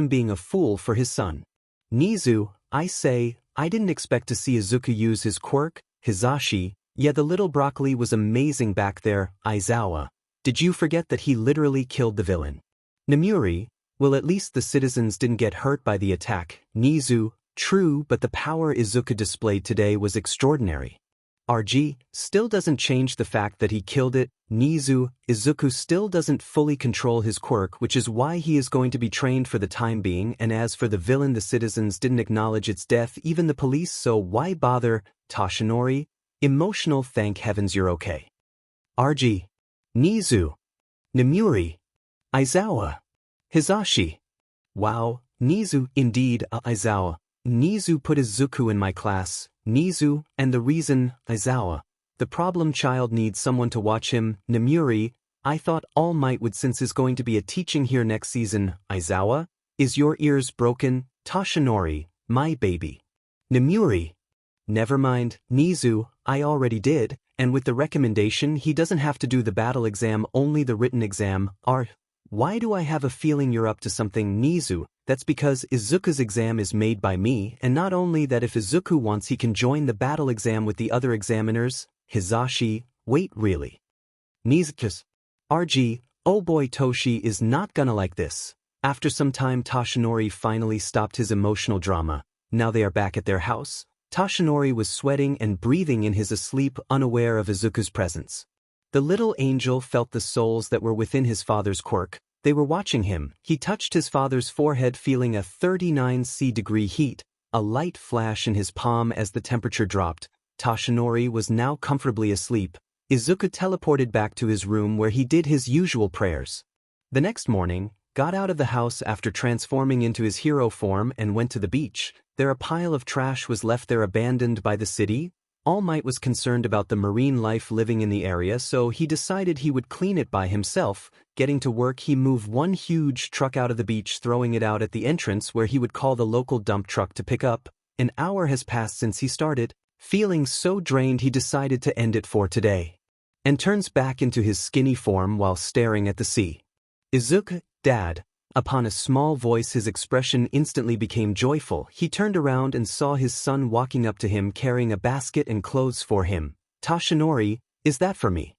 He asked. Izuku nodded as a response, smiling. Toshinori brightened up as he was about to dot on him, but then realized that Izuku was a white coat and went wide eyes, remembering that it was Izuku's day at the hospital. Toshinori, Izuku, sorry, I completely forgotten that you are going to the hospital today. Let's go, we'll eat on the road. As usual, Izuku nodded, taking his father's hand as the two walked towards the hospital. Walking down the hall, Izuku was taken to one of the patient's rooms. There met Dr. Akane, who was a good friend of Toshinori, who smiled seeing the two. Akane. Toshi, Izuku, so glad you're here. Toshinori, Akane.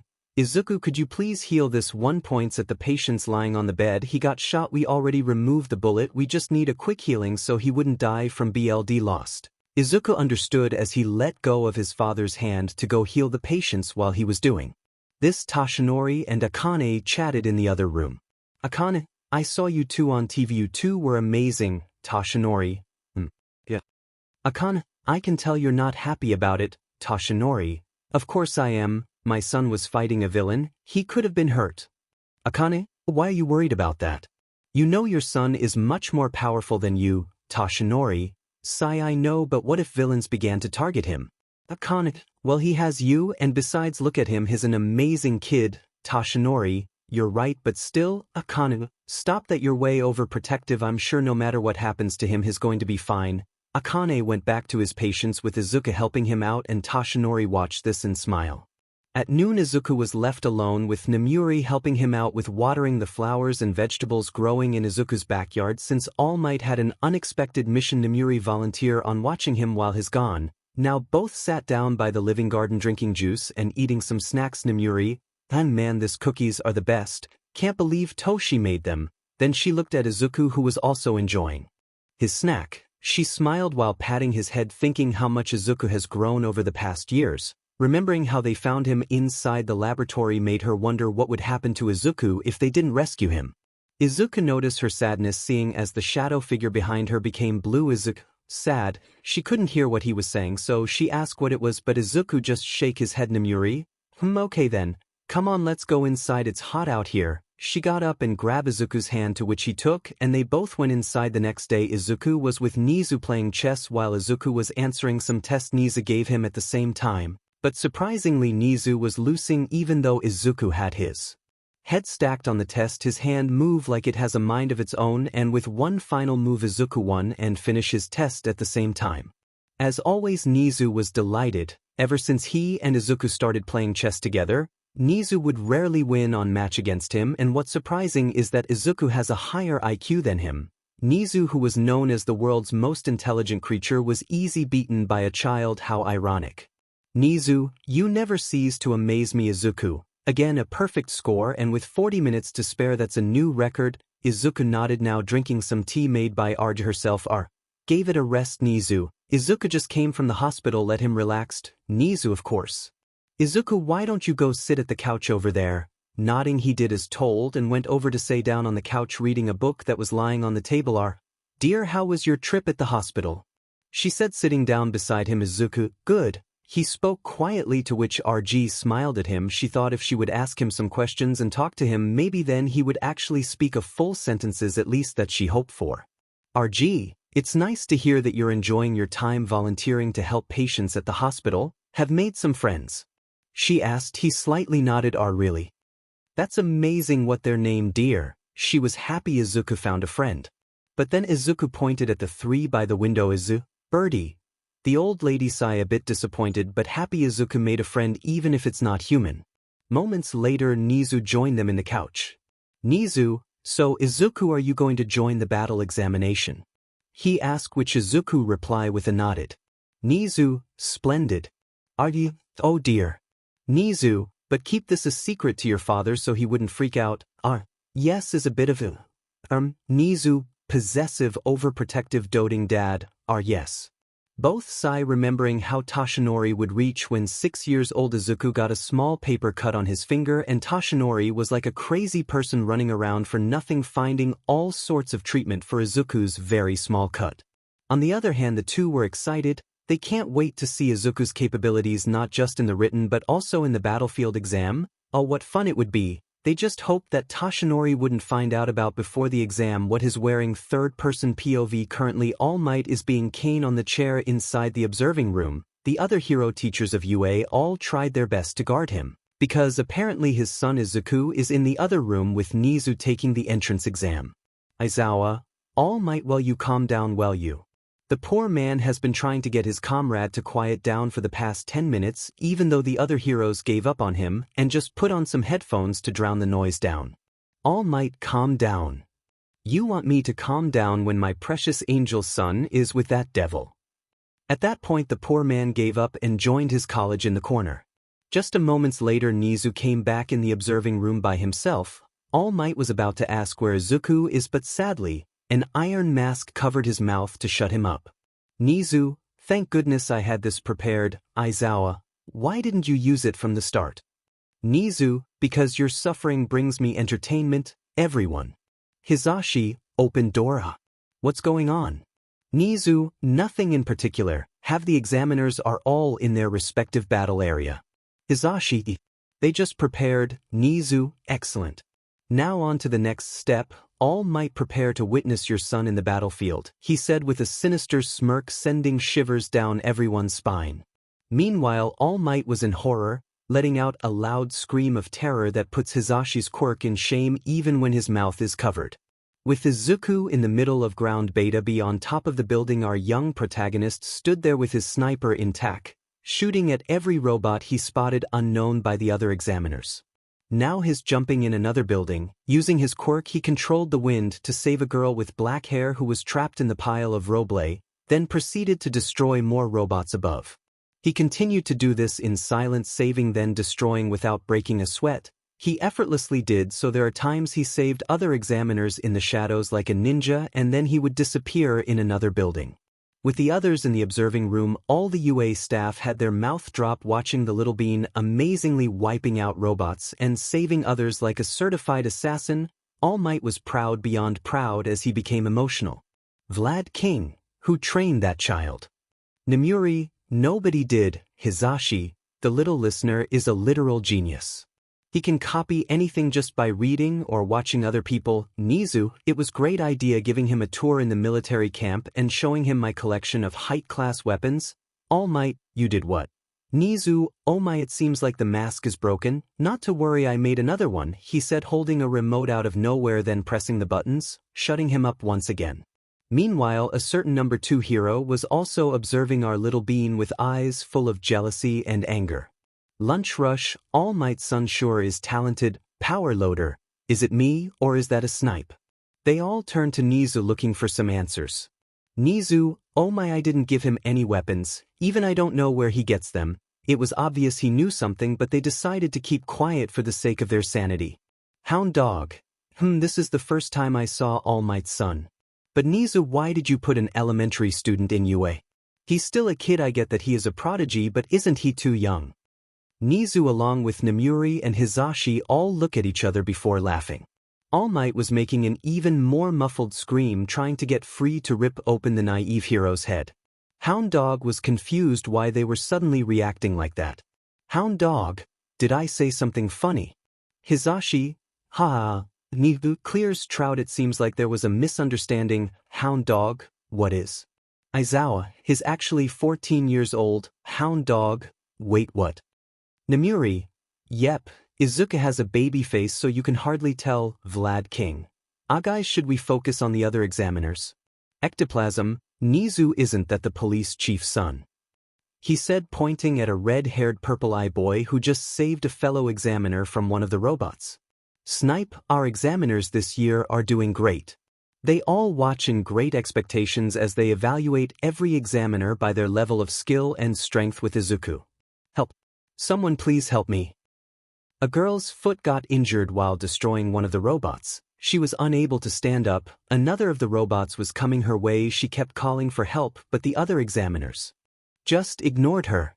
As it came closer, her trembling eyes shut, ready to be crashed. However, with a single gunshot, the robots came crashing right in front of her. A mysterious shadow then covered the girl's broken leg and healed it. Then it despaired when she opened eyes. She was shocked seeing the dead robot, and even more surprised when she noticed her leg was all better.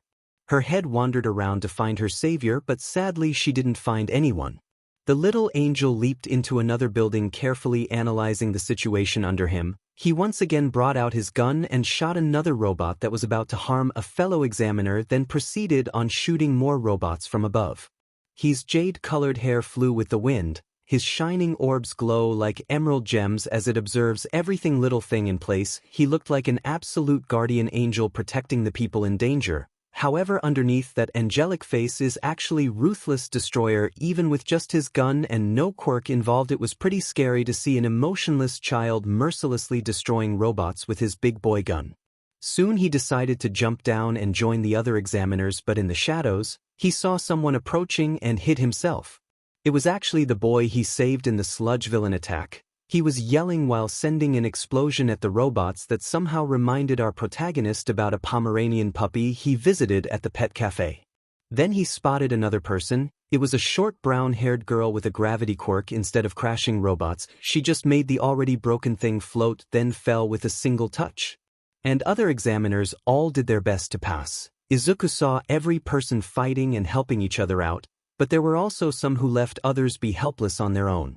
Nevertheless, he saw how determined in those scared eyes just to get a spot in their dream school, but Izuku focuses on gaining more points and rescuing other examiners as he left in another area to find them. In the observing room, being an emotional parent that he is, All Might burst into tears. He only watched his son and never anyone else. His college sweat dropped at his reaction. Vlad King, is he normally like this? Aizawa, sadly yes, but much worse. Hound Dog, well. Never thought of the number 1 hero could be a fool for his son. Hizashi, there was a time when he won't even let go of Izuku because he got a splinter. Midnight, and it took us a week to get him to let go of Izuku. Cementos, that bad. 𝐻𝐻𝐻𝐿, nope. When Izuku was 7, he accidentally fell down his chair. Ectoplasm, and RGE. He called over 50 doctors just to check if Izuku hurt himself. Everyone. Endeavor huffed and turned towards the door, but as he was about to go out, the door wouldn't open. Endeavor, what's the meaning of this? 𝐻𝐮𝐭𝐡𝐨𝐫, I apologize but I can't let you out right at the moment, 𝐿eah, you rat. 𝐻𝐮𝐭𝐡𝐨𝐫, correction, I'm either a rat, dog, mouse or bear, you won't be let out right now because there is something important we must discuss after the examination is over, 𝐿eah, TCK. He went back to his usual spot. 𝐻𝐮𝐭𝐡𝐨𝐫, now I think it's time to deliver the final boss. A devilish grind can be seen across 𝐻𝐮𝐴's face. All the UA staff back away from Satan's reincarnation in fear of their own lives. Back with Izuku, the ground began to shake. Izuku didn't move as other examiners were running his way while a huge building-sized robot chased them. Some even looked at Izuku while he just stood there unafraid of the situation. He was about to turn away, however a cry for help never passed Izuku's ears. It was the same brown-haired girl he saw earlier. Her leg was buried under the rubles. Izuku didn't hesitate to save the poor girl as he calmly dodged some falling pieces of the buildings by jumping and doing some few backflips, and later he then finally made it in front of her. Trembling, he help. He nodded while activating his quirk. Vines came out of the ground as it removed the girl out. Relief, thank you. Our protagonist didn't let her finish as the vine took her away. Observing room, All Might, 𝐻𝐮𝐭𝐡𝐨𝐫. 𝐵𝐵, is Izuku going to stop that thing? Aizawa, seems like it. Hisashi, 𝐻𝐴, I'm going to prepare a taser. I'll get the injection. 𝐶𝐮, don't make him pass out, he still have mission later tonight. Hound dog, what are you guys talking about?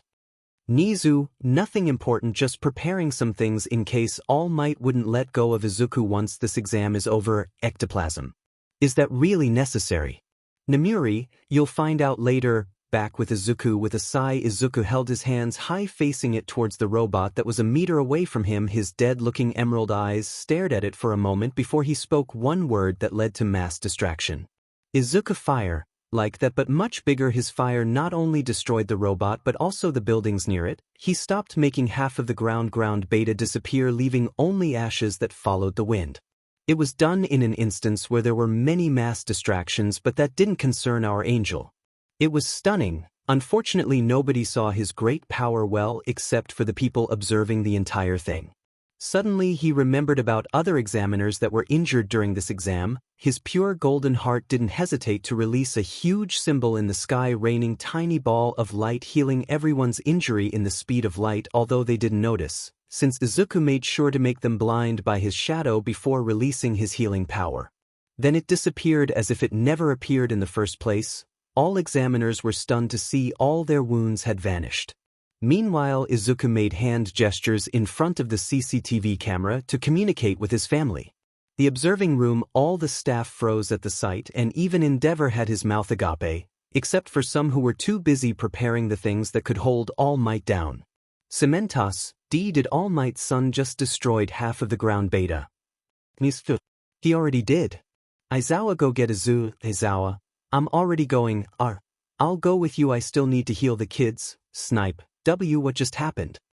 Hisashi, Izuku is already healing them, he said, pointing at the screen, seeing as Izuku summoned a big symbol in the sky that was raining tiny piece of light. Oh my, that's so sweet of him. Vlad King, can someone explain what just happened? 𝐵𝐵, 𝐻𝐮 and Hisashi looked at each other, then 𝐻𝐮 spoke. 𝐻𝐮, clears trout, as you can see All Might's son Izuku has all looks at 𝐵𝐵, he has two quirks, one is called Mother Nature and the other is called Angel. Hisashi, basically Izuku can control the force and elements of nature, and his Angel quirk allows him to heal more than 100 people at the same time. He looked at the screen once again and saw Izuku doing sign language. Hisashi, how sweet of him. Hound dog, what did he say? Hisashi, he said the recovery girl can rest because he already healed all of the examiners. Izuku is so kind, I'll get him a cake later. Vlad King, you know sign language. Hisashi, yes, me 𝐀𝐮 𝐭𝐡𝐨𝐫 and All Might learned it so we can communicate with Izuku. 𝐿eah, are you just going to ignore the fact he just destroyed half that place? 𝐵𝐵, yes, because this is normal, she said bluntly. Ectoplasm, wait. This is normal? 𝐻𝐮, Izuku didn't use his full power. 𝐿eah, what do you mean? That was only 30% of his quirk. Everyone what? Hisashi, the last time Izuku used his full power he made an entire island vanish. Cementos, why you mean? 𝐻𝐮, Izuku was the one responsible for the disappearance of Island V5, Power Loader, the island that holds high-class weapons used for war. 𝐀𝐮𝐭𝐡𝐨𝐫. I happened to take him there during my free time, and one of the soldiers wanted to see his full power, and since Izuku is an obedient child, he actually did, so that's why the entire island is now gone. The door opened, revealing Aizawa carrying Izuku like a princess. Once All Might spotted Izuku, he burst out of his cane and masks, running towards Aizawa's, grabbing Izuku out of his arms and into his. All Might, my baby, are you okay? Did you hurt yourself? Are you hangry? Do you want something to eat? Are you tired? Don't worry, Papa will take you home so you can sleep. Everyone inside the room had their mouth drop, even Endeavor, the 5 comrades sigh, while Hisashi was holding a teaser and RG with the injection. But before they could even do anything, Izuku wrapped his small arms around his father's neck, then nuzzled onto his father's shoulder while yawning. All Might beamed. So adorable, he screamed in pure adoration. Snipe. 𝐻𝐿𝐿, indeed, Nemuri, everyone, that boy over there is Izuku, All Might's son. Alright. Since everyone is here, we wanted to make an announcement. 𝐬𝐾TOPLASM, huh? 𝐻𝐿𝐿, as you can see, Izuku is going to be a student here in Aizawa. Nobody can know about Izuku's identity of being All Might's son, 𝐻𝐿𝐿. That's why we informed you all, in case one of you might expose this. As you know, All Might has many enemies, RG, and we don't want anything that could harm our little bean, hound dog. In other words, Yo want us to help keep it a secret. Hisashi, yes, we can't exactly do it on our own, I mean look at him. He said, pointing at the dotting parent. Everyone. Endeavor, why am I involved?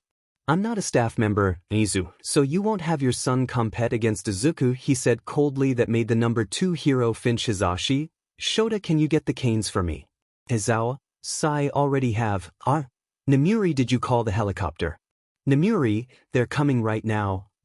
Good, I'll prepare the injection. Hound dog, what are you guys doing?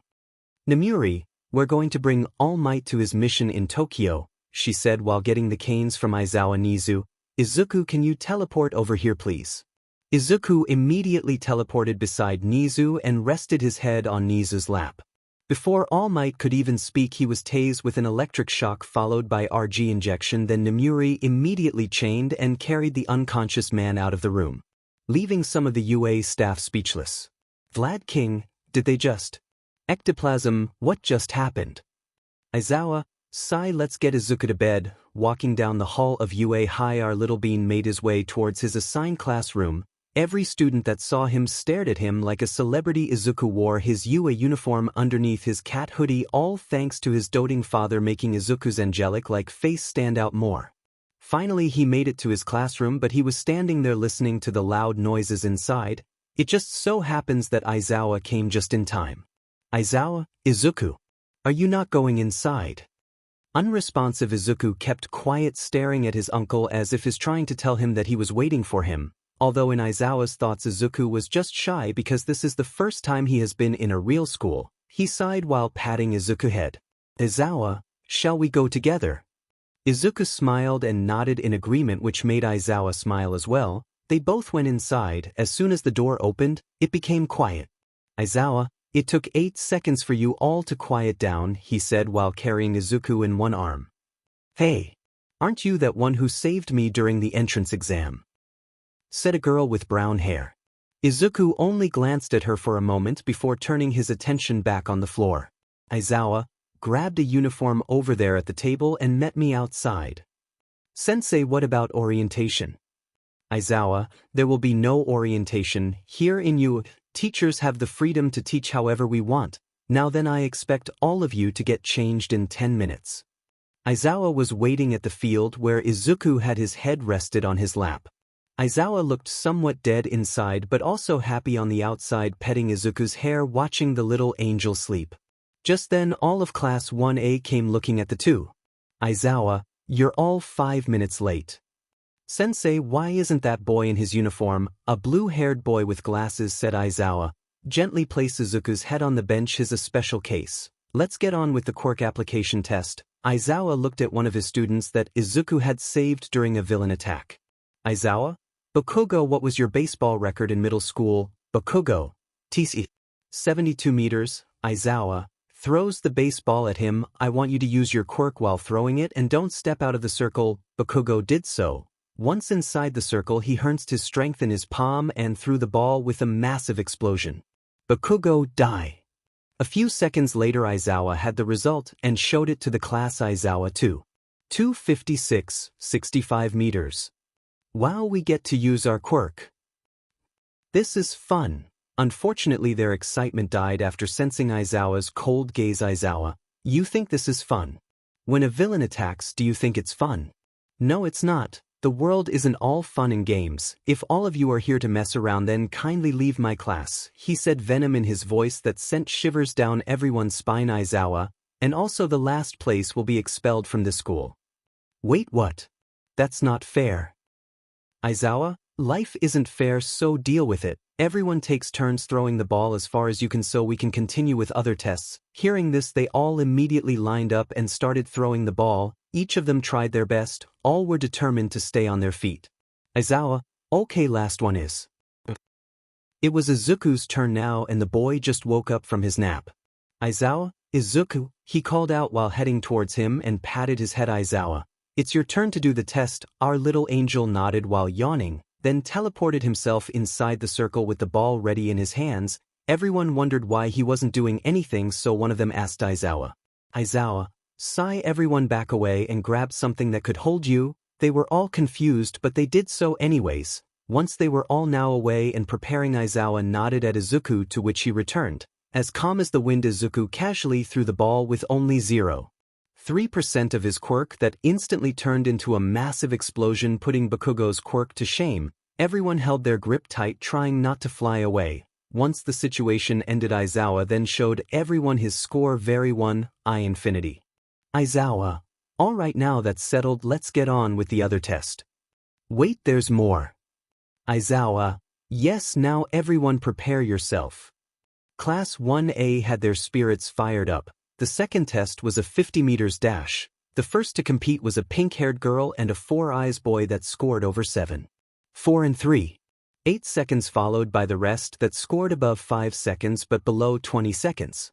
Now it was Izuku's turn against 𝐻𝐿𝐴. The explosion boy scuffed at Izuku intimidatingly, however he was annoyed at the fact he doesn't show any sign of response. He was sad after seeing his ball throw, but he was even more sad when he remembered that Izuku was the same boy who rescued him.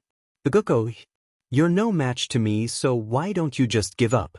He said, sounding more aggressive. 𝐒𝐮𝐴, All Might will not be happy to hear this, the man thought while the talking dynamite keeps on yelling. Our angel paid no mind as he was busy admiring the butterfly that was flying above his head. 𝐒𝐮𝐴, Izuku, focus, you can play with the butterfly later, he said while pointing the pistol at the sky. The other students of Class 1A observed their sensei's tone towards the little green bean and was curious about their connection, causing the majority of the class to whisper among themselves. Hey, isn't sensei favoring him? Maybe they're related. He could be sensei's son. I don't see a resemblance. 𝐒𝐮𝐴, all right, on your mark, get set, go. He shot the pistol once it started. Izuku heavily sighed as he let out his pure white wings. On the other hand, 𝐻𝐿𝐴 ran ahead using his explosion as his support, but is unaware that Izuku already made it at the end. Now both finished. 𝐒𝐮𝐴, Izuku 1. 67 second, 𝐻𝐿𝐴 4. 33 second, 𝐻𝐿𝐴, what? He looked at Izuku in pure rage as our little angel hid his wings once again, walking back to 𝐒𝐮𝐴. The rest had stood there dumbfounded. Did you guys see? And no. Just now was that angel wings. Some were skeptical about the event. It all happened so fast, heck, they didn't even see him fly all the way. All except for a certain redhead that didn't leave his away from Izuku from the moment the first test started. Nevertheless, they decided to end their train of shock and focused on the next test. In terms of strength, Izuku wasn't the best as well as running, but when it comes to balance, flexibility, and agility, Izuku stand out. 𝐒𝐮𝐴, everyone hears the result. First place, Kuroto Stakachi ND place, Izuku RT place, Katsuki 𝐻𝐿𝐴 H place, Shoto Todoroki H place, Tenya Ida H place, Mizo Shoji H place, Ijiro Kirishima. And last place, Minoru Mineta. The little great boy was on the ground crying. Aizawa was about to tell him to leave, but then Izuku came in and talked to him, which made the grown man sigh. Aizawa, the last place expulsion was just an excuse to make you all do your best. Now get off the floor, great boy. He instantly stopped crying and jumped on Aizawa's leg. Mineta, really? I'm really not expelled. Aizawa. Yes, now get off me. Everyone get inside the classroom. Everyone was in their seats as Aizawa stood in front of them. Aizawa, for the final thing we're going to introduce yourself, your quirk, and things that you like and dislike. It depends on you. Yaoyorozu, Momo Yaoyorozu. My quirk is creation. I like tea and my family. I dislike bad people. Mineta, Minoru Mineta. My quirk is called pop off. I like girls. I dislike gays. Aizawa.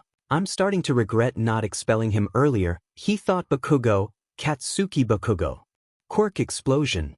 I'm going to be the next #1 hero. Hagakure. I'm Toru Hagakure. My quirk is invisibility. Todoroki, Shoto Todoroki. Quirk half cold, half hot. I like soba. I dislike the #2 hero. Tokoyami, Fumikage Tokoyami. My quirk is called dark shadow. Siro, Hanta Siro. My quirk is called tape. I like my friends and family. I don't like villains. Aoyama, Sparkles Yuga Aoyama. My quirk naval laser. A great pleasure to meet you all, Sparkles, he said while doing a pose. Mina, beamed Mina Ashido. My quirk is acid. I like dancing. Azui, Tsu Azui. Quirk frog. Ida. Hello everyone, I'm Tenya Ida. My quirk is engine. Uraraka, Achiko Uraraka. Quirk zero gravity. Ojiro, Mashireo Ojiro. Quirk tail. I don't have any particular likes or dislikes. Kaminari, Denki Kaminari. My quirk is called electrification. I like everyone. I don't like sensei. Aizawa, right back at you. Kirishima. Hey guys, my name Ijiro Kirishima and my quirk is called hardening coda. Shy Koji Koda. My quirk is ani voice. Sato, Rikido Sato. Quirk sugar rush. I like baking. I don't like bitter things. Shoji, Mizo Shoji. Quirk dupli arms. Ojiro, Kyokajiro. My is called earphone jack. I like music. Then they all look at the two people at the back. One was gazing outside the window and the other was reading a book. Uraraka? The redhead sighed while standing up. He was clearly not enjoying any of this introduction things. Kuroto Stakachi. I have two quirks. The first one is called weaponry and the second is called demon. I don't like or dislike anything. As he finished, he sat back down once again and continued his sightseeing. Aizawa looked at Izuku for a moment, asking if he wanted to introduce himself. Izuku responded with his usual head shake, saying no. Aizawa would never force him to do anything. He knew Izuku was new to this kinds of things. Aizawa, his Izuku, and that's it now. Any questions? He said, and all went silent. Aizawa, nothing. Well then everyone do whatever you want, but don't be noisy. I'm going to sleep. The poor man hasn't been sleeping well. He took his yellow sleeping bag from under the table and proceeded to make himself a human caterpillar. While Aizawa was now very much asleep, Uraraka approached the little bean. His reading got interrupted when he felt the girl came closer. Uraraka? Sorry, I didn't mean to interrupt. I'm Achiko. Uraraka? Izuku nodded. Uraraka, I wanted to say thank you for saving me during the exam. Izuku did answer, which made Uraraka nervous, but then she was curious why he didn't speak, so she asked. Uraraka, are you mute? She tilted her head. Izuku shakes his head. Uraraka, then are you shy? Izuku nodded. Uraraka, beamed. You don't have to be shy. Grabbed his hands. Let's be friends. Izuku tilts his head to the side, as the girl continues to talk to him. Just then the bell rang, which means it is now launch time. Aizawa woke up from his sleep. Aizawa, everyone dismissed. Izuku, come here, let's go have lunch. He teleported in Aizawa's arms, then they both went out after Izuku gave a small wave at Uraraka, which she happily waved back. The two now arrived at the teacher's lounge. As soon as Toshinori saw them, he instantly became all might again and ran up to them. Omit, my baby. He went in and grabbed Izuku out of Aizawa's arms and dotted on him, rubbing both their cheek. Aizawa, enough. Toshinori, get him something to eat. All Might immediately took Izuku away and towards his table. Aizawa, sigh, what a fool for his son. All Might's joy spreads inside the room as he fed Izuku like a little baby. Although Izuku didn't mind, some of the teachers were a bit uncomfortable by the sheer happiness radiating the room. Omit, how was your first day? Did you make any new friends? Izuku nodded. All Might beamed. Really? That's great. Are they good? What's their name?